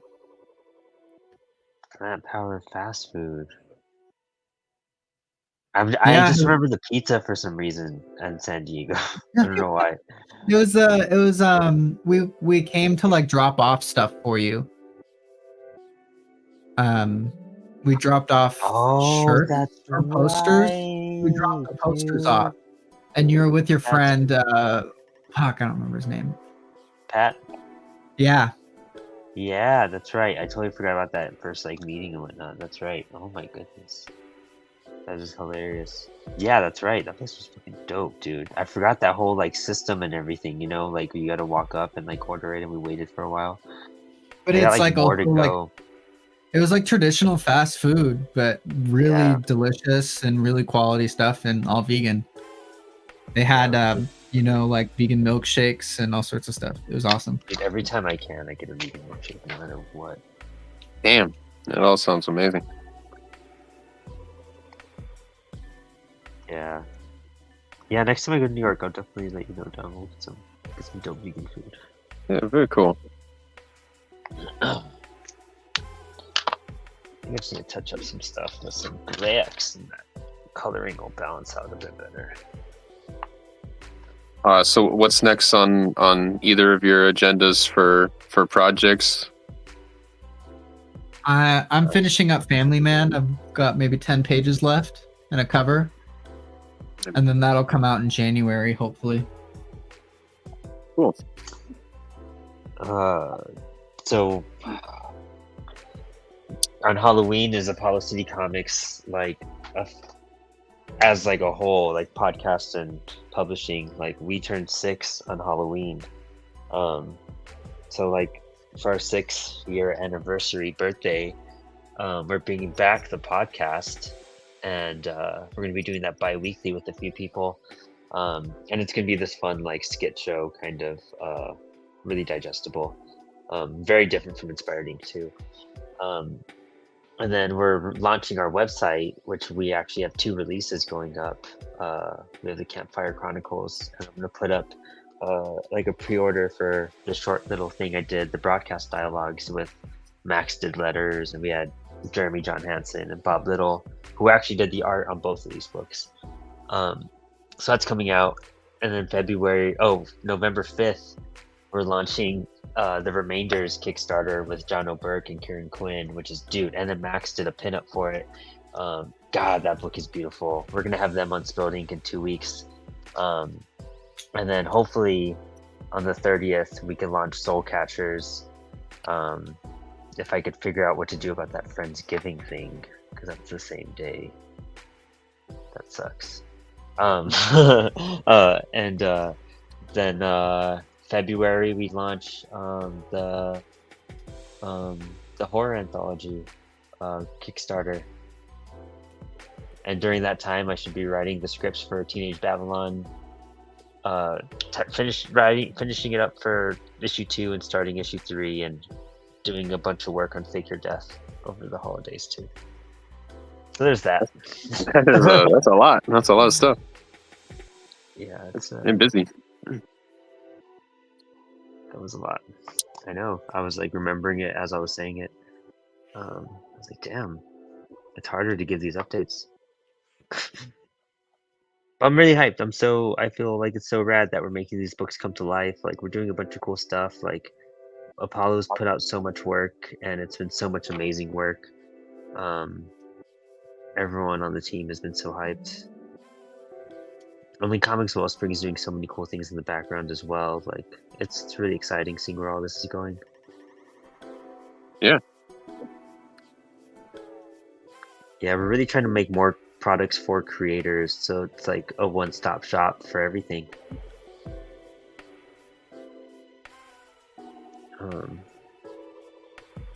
We had to close down our bookstore, but we're going to be revamping it. Really because like the server it was on and like the website itself and just how it was structured was just like not good in any way from like old previous owners. We just want to ramp it up and make it worth it actually.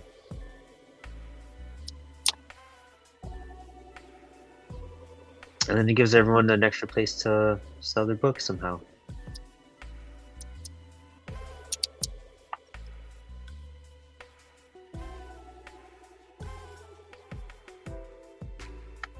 Yeah, I've got a ton of stuff planned and a ton of stuff that I'm working on, like behind the scenes, that I don't want to announce in case things go sideways.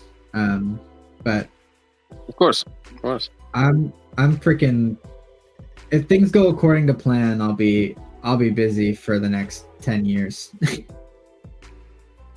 Oh, that's awesome. Yeah, yeah. Yeah, Max has a lot of projects in the background with everything from his stuff to Apollo to like his other stuff to Yeah. I mean, Well, because I guess going back to like that goal, right? Like what's my goal? Yep. A huge part of my goal is to like revive comics in America, you know, which is a very big task that I'm certainly not going to like do by myself, you know. But if I can do my part to like make comics like respectable to the general public and bring attention to it as a medium, you know, then I think that I'll be very happy. Yeah, it feels good to hear, you know, someone talk about comics like that every once in a while. Because me, I feel like I don't know if it's being a pessimist or a realist or whatever, but I'm just like doing as much art as I can now, writing my stories, because I just feel like reality is changing, and like I don't know, as little as 10 years, you know, kids could be like thinking back on art at like, oh, people used to do that by hand. That's not like some filter I put on my virtual reality. Van Gogh was a real painter and not a selection. Like, I don't know. Yeah. I feel like we're leaning towards a world where you really don't make music or art anymore. And I'm just like, I don't even know. In my brain, I've always wanted to start a comic book coffee shop, and I'm like, I think that's going to be a goal. I'm going to start a coffee shop, because that's a drug that everyone will. AI is not going to replace coffee yet. Yeah, Lex and I always wanted to do like a little vegan coffee comic book shop. You know what I mean? And like, yeah, like a little place you can fucking have a snack and get a book and and smoke out too, probably. But that'd be cool. Yeah, well, let me know where and when you're starting that. Yeah, we could have ideas, work something out. Yeah, I used to work at a coffee shop for like 5 years, the Coffee Cat in Plattsburgh, and I loved it. My boss was so cool. She let me like use that place for concerts and skits and music videos, and I could be my own DJ all day long, and it was a cool place. And just I loved engaging with the public with different events and stuff. That was our dream for a long time too. Was some sort of cafe, record shop combo, whatever, right? Now I think the dream is just to own an acre of land and be homesteading and like by ourselves, alone, doing what we want to do. For sure. It's the world's getting too peoply. I think adding color worked out. Check it out next. Yeah, it pops out the foreground a little more. Yeah, both of you have like album covers for sure. Damn. Aw, thank you, dude. Thank you. Oh, you know, I gotta touch up some of this stuff right around here. I didn't realize that. Because I used a Q-tip, so I didn't really finish blacking it out.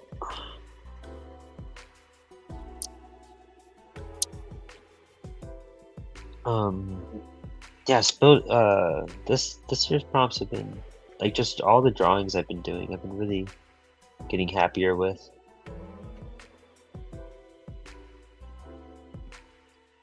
My spilled ink ones are always better than all my other ones because I'm forced to spend at least 2 hours on it. Right? Yeah, I feel you there.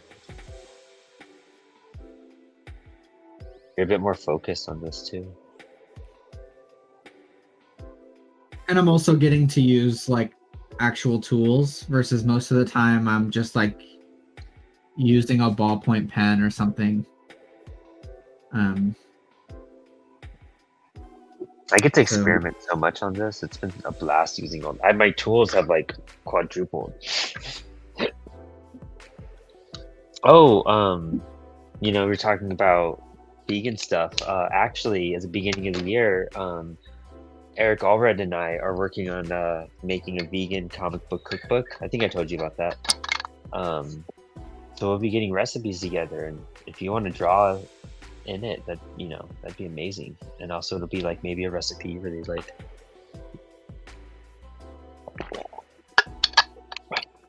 Well, didn't Dom inspire that entire book? Huh? Yeah, I think that conversation we had last year at IC3 is like inspired about the ramen. Oh, yeah. That's awesome. Yeah, I saw the picture of the ramen you did. And the cabbage recipe that you guys told me about. Oh, yeah. Yeah. Okay. So after you talked about that, this is not exactly the same thing as what you're thinking about, but I found this at 5 Below. Yeah. Okay. It's Cook Korean. It's a comic book with recipes. Oh, what? Yeah. Oh, I've seen that. I did see that. No, I know now that you opened it up. No, I didn't see that. I never saw those parts. Holy crap! That's just such. We were watching this show on Netflix called Culinary Class Wars about like Korean's top chefs, both like just people that have their own like food stands versus like Michelin star chefs and stuff like that. And one of them was called the comic book chef because he'd pull all of his recipes from cooking manga and self-taught himself how to cook really good from manga. Oh, you're reminding me of Delicious in Dungeon, and man, was that anime so delicious to watch. Have you heard of it? Yeah. I think I've only seen like the first episode.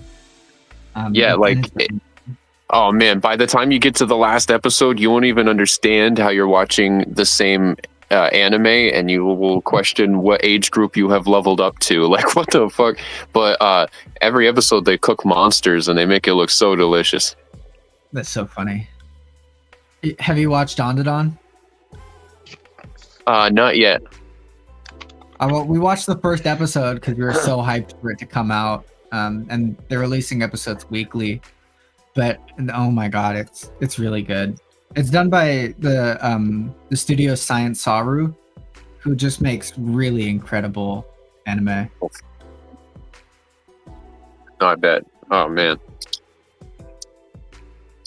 They also did the Scott Pilgrim cartoon on Netflix. Okay, that was pretty good.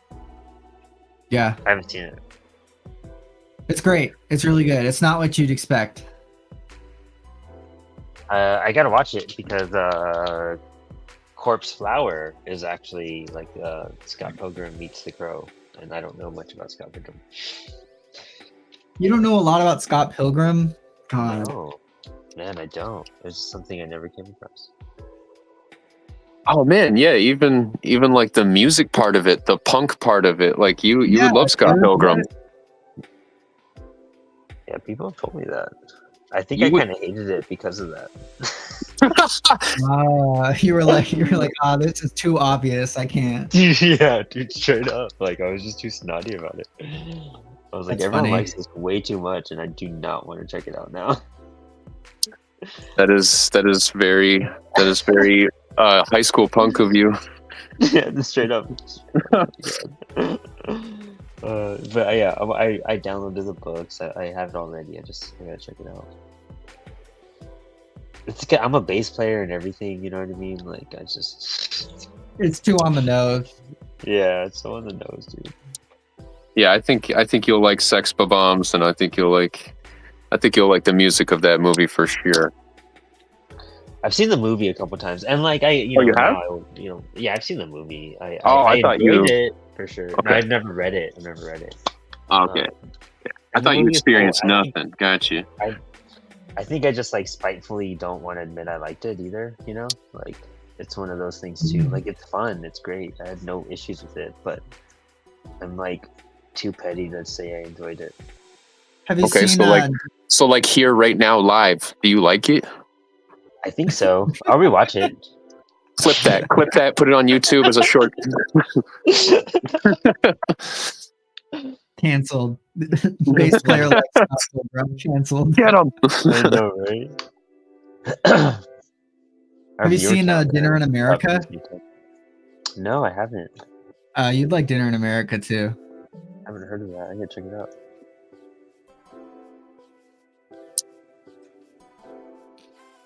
It's like a vagabond punk finds this weird nerdy girl and they fall in love and That's do cool. music together. But she's also like a huge fangirl over his band. It's Oh, it's really nice. good. It's very quirky. It's like Juno-esque. It's but also like pretty edgy. It's good. Dinner in America. And Ryan, I don't know how to take off. Eric all read. Oh, see, Eric did say it's Eric. I sent you a link to that book. We gotta look into it. Dinner in America is so fun. Also, that fucking song is catchy as hell. Yeah, Watermelon. Yeah, it's good.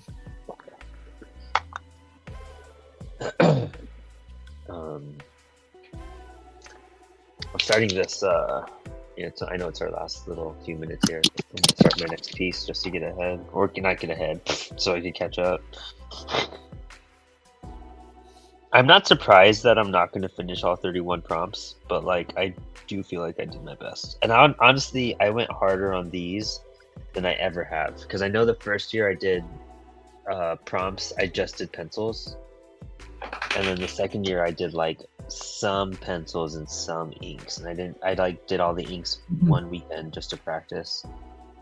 Yeah, you should practice. finish it all anyways, though. I think.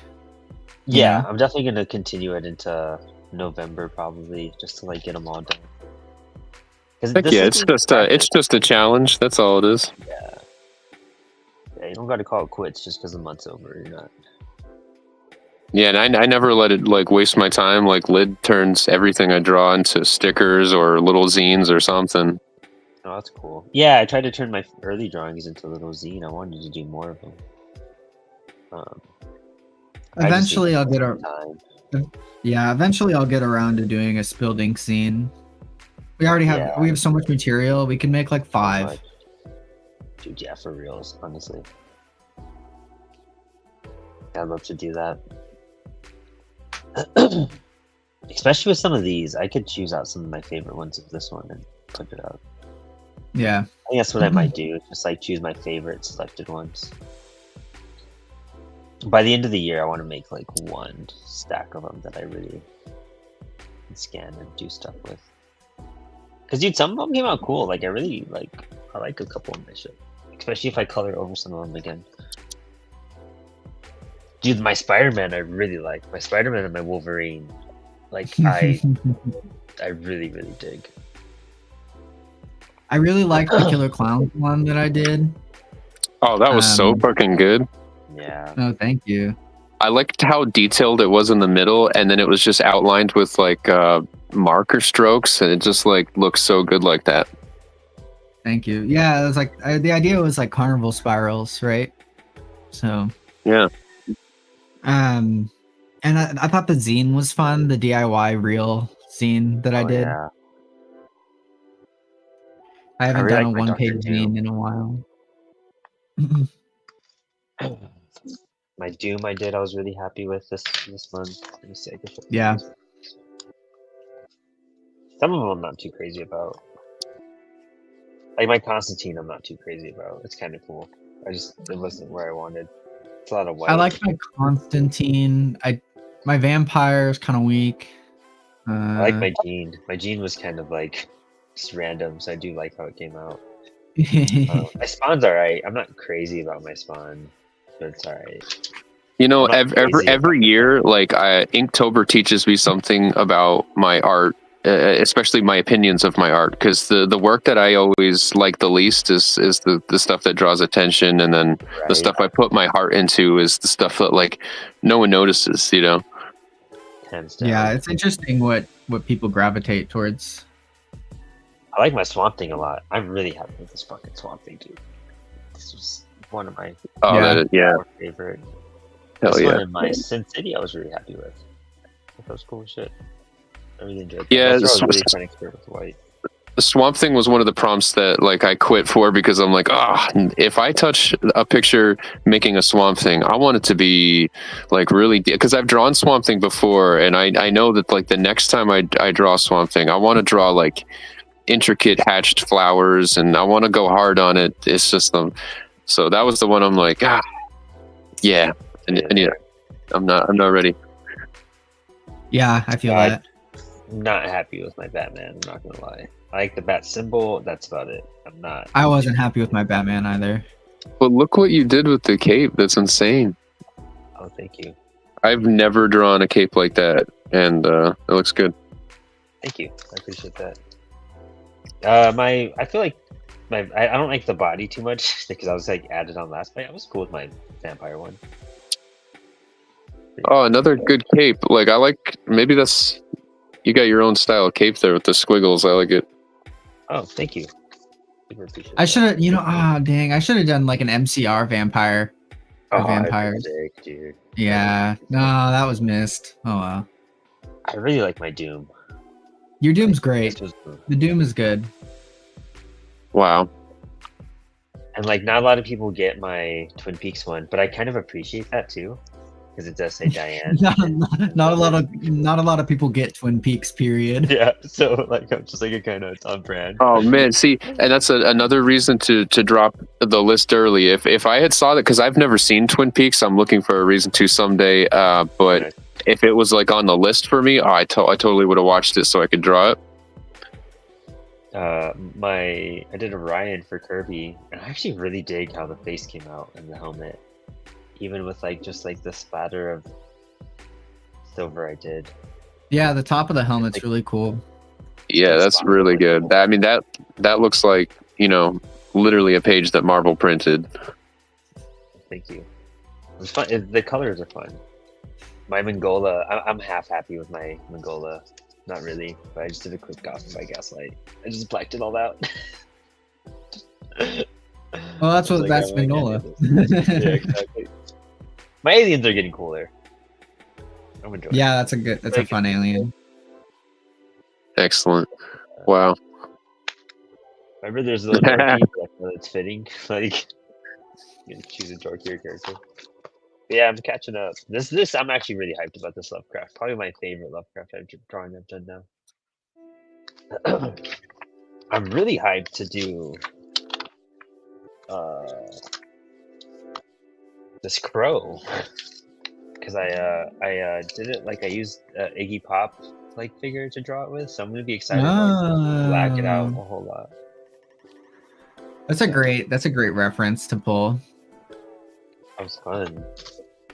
This one I kind of used Sid Vicious as like a base, but no, I'm like really black. I'm not happy with the face. I gotta use ink on the face for me to be happy with it. See, I always try and pull like female references for the crow because he like the way that Eric is drawn is always very like effeminate in a way, you know. Yeah, I know you're right. Especially with like So kind of like almost ballerina movements. You know what I mean? Yeah. Yeah. And so I always try and pull a female reference for him. That's smart. That's really cool. Yeah.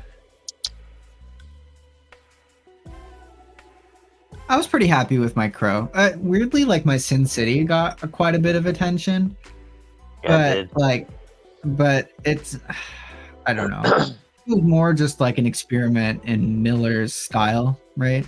But it was very quick because it's very minimal. Very, very minimal in terms of all the implied line and stuff. I find that if you have any fan art to post, I would go with Reddit because that's like the one social media like my fan art does well on. You know, like I put like last year, I remember I really liked this drawing I did. It was Beverly Hills RoboCop, and I mixed the two movies, and I don't know, Instagram, Twitter, whatever, everywhere I posted, no one really cared. But on Reddit, oh my God, like the RoboCop and the Beverly Hills Cops fans, they came together in the comments and basically helped me write this movie, you know? That's crazy. That's so sick. Yeah, I never thought about that. I should try that out actually. Yeah, any fan art I do gets way more attention on Reddit. But any original stuff I do on Reddit gets zero attention, so...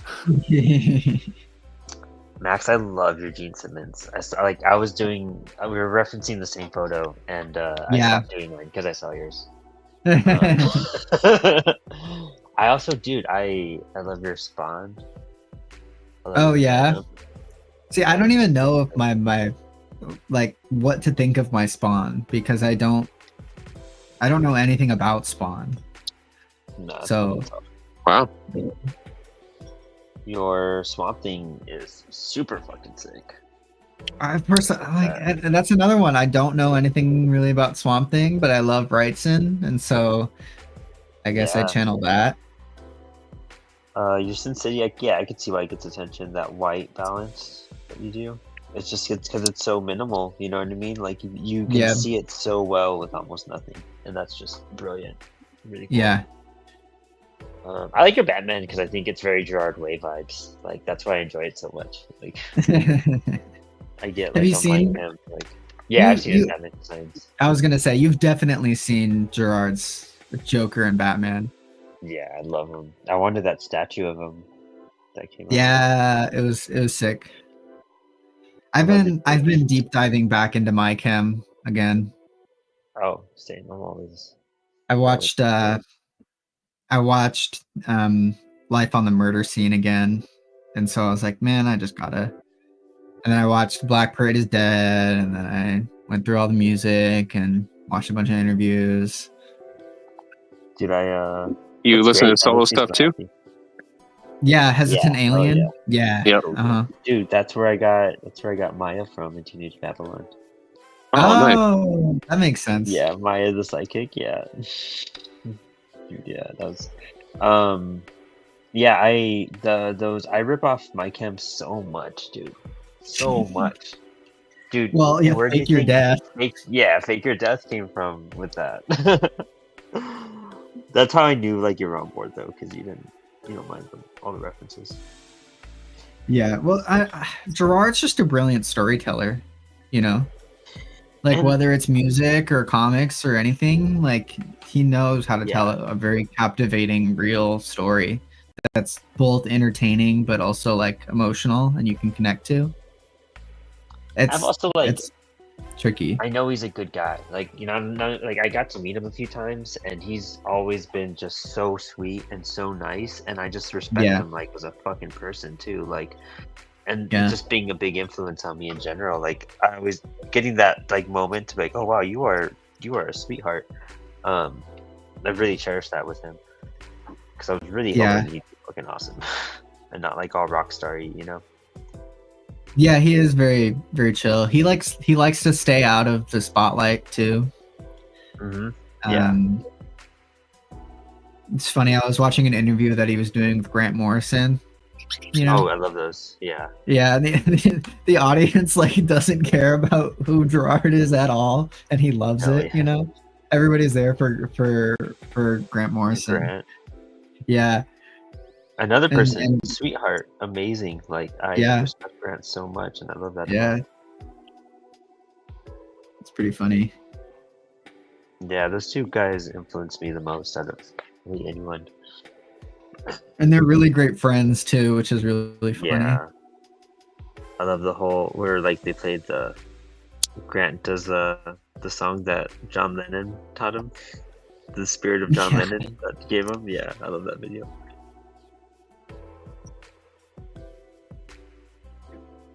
But yeah, I think we are now at the end of our stream. 8 p.m. Yeah. That hour. I'm really happy with the progress we did tonight, and I'm probably gonna Yeah, work on this a little finished bit longer after dinner. Dope. Let's do some That ink's spotlight coming real out fast. great. Those colors, man. You really know how to use those markers. Dude, yeah. Oh, thank you. Holy crap. Yeah, man. That is awesome. It's the dinosaur in me that doesn't want to move on to computer. It means try harder on paper. Yeah. Ooh, I love have it. a ton I mean- of markers. I should use them more. But I love the little Godzilla kaiju monster. What do you have inside of the LKC? Is there a design in there? Is that what I'm seeing?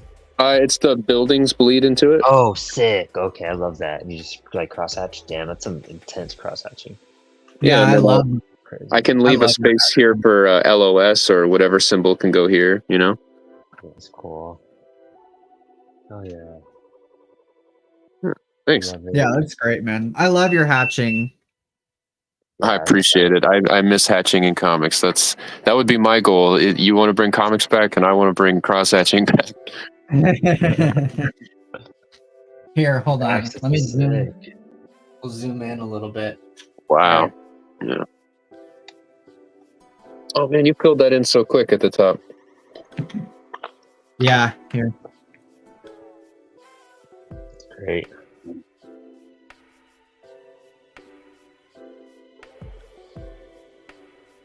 Love it, dude. That's a cool zombie coming out. I love the Absolutely. Yeah. shirt. It's just pulled off the poster, but Nice. I did the zombies a little bit in my own style too. So. Yeah, I love the one on the left looking like he got struck by lightning. Yeah. Love it. Yeah. Such a good look. Dope. Love it. I can change mine one more time real quick. My little Lovecraftian one. Pretty hyped about it. It's a 10 coolies. Got some weird stuff going on. Got a little drippy tongue. With some- Okay, this is a person about to face a boss battle, huh? Yeah. That was cool. Yeah. I especially like the bottom left of the page, how the swirls are like roots. It's like I'm seeing an X-ray of a friggin' slug or something. It's cool. Nice. Oh yeah. And then I just like started doing the colors in this guy. But that's gonna be like a flash homage from Teenage Babylon. So, Yeah, it'll be dope. Yeah. Well, thanks for everyone for tuning in. Dom, thank you so much. Do you want to do any shout outs real fast before you go? Oh crap. So you can find us on lifeonsaturnart.com. Life on Saturn Comics on all social media. We just finished a project with Sarah Cook. She did Faster Than Light, the sci-fi anthology. So you can find a bunch of our art in there. And we just finished our Kickstarter for Fennec. It's 5 chapters. It's I got the book here. It's like tokusatsu themed. And anything else?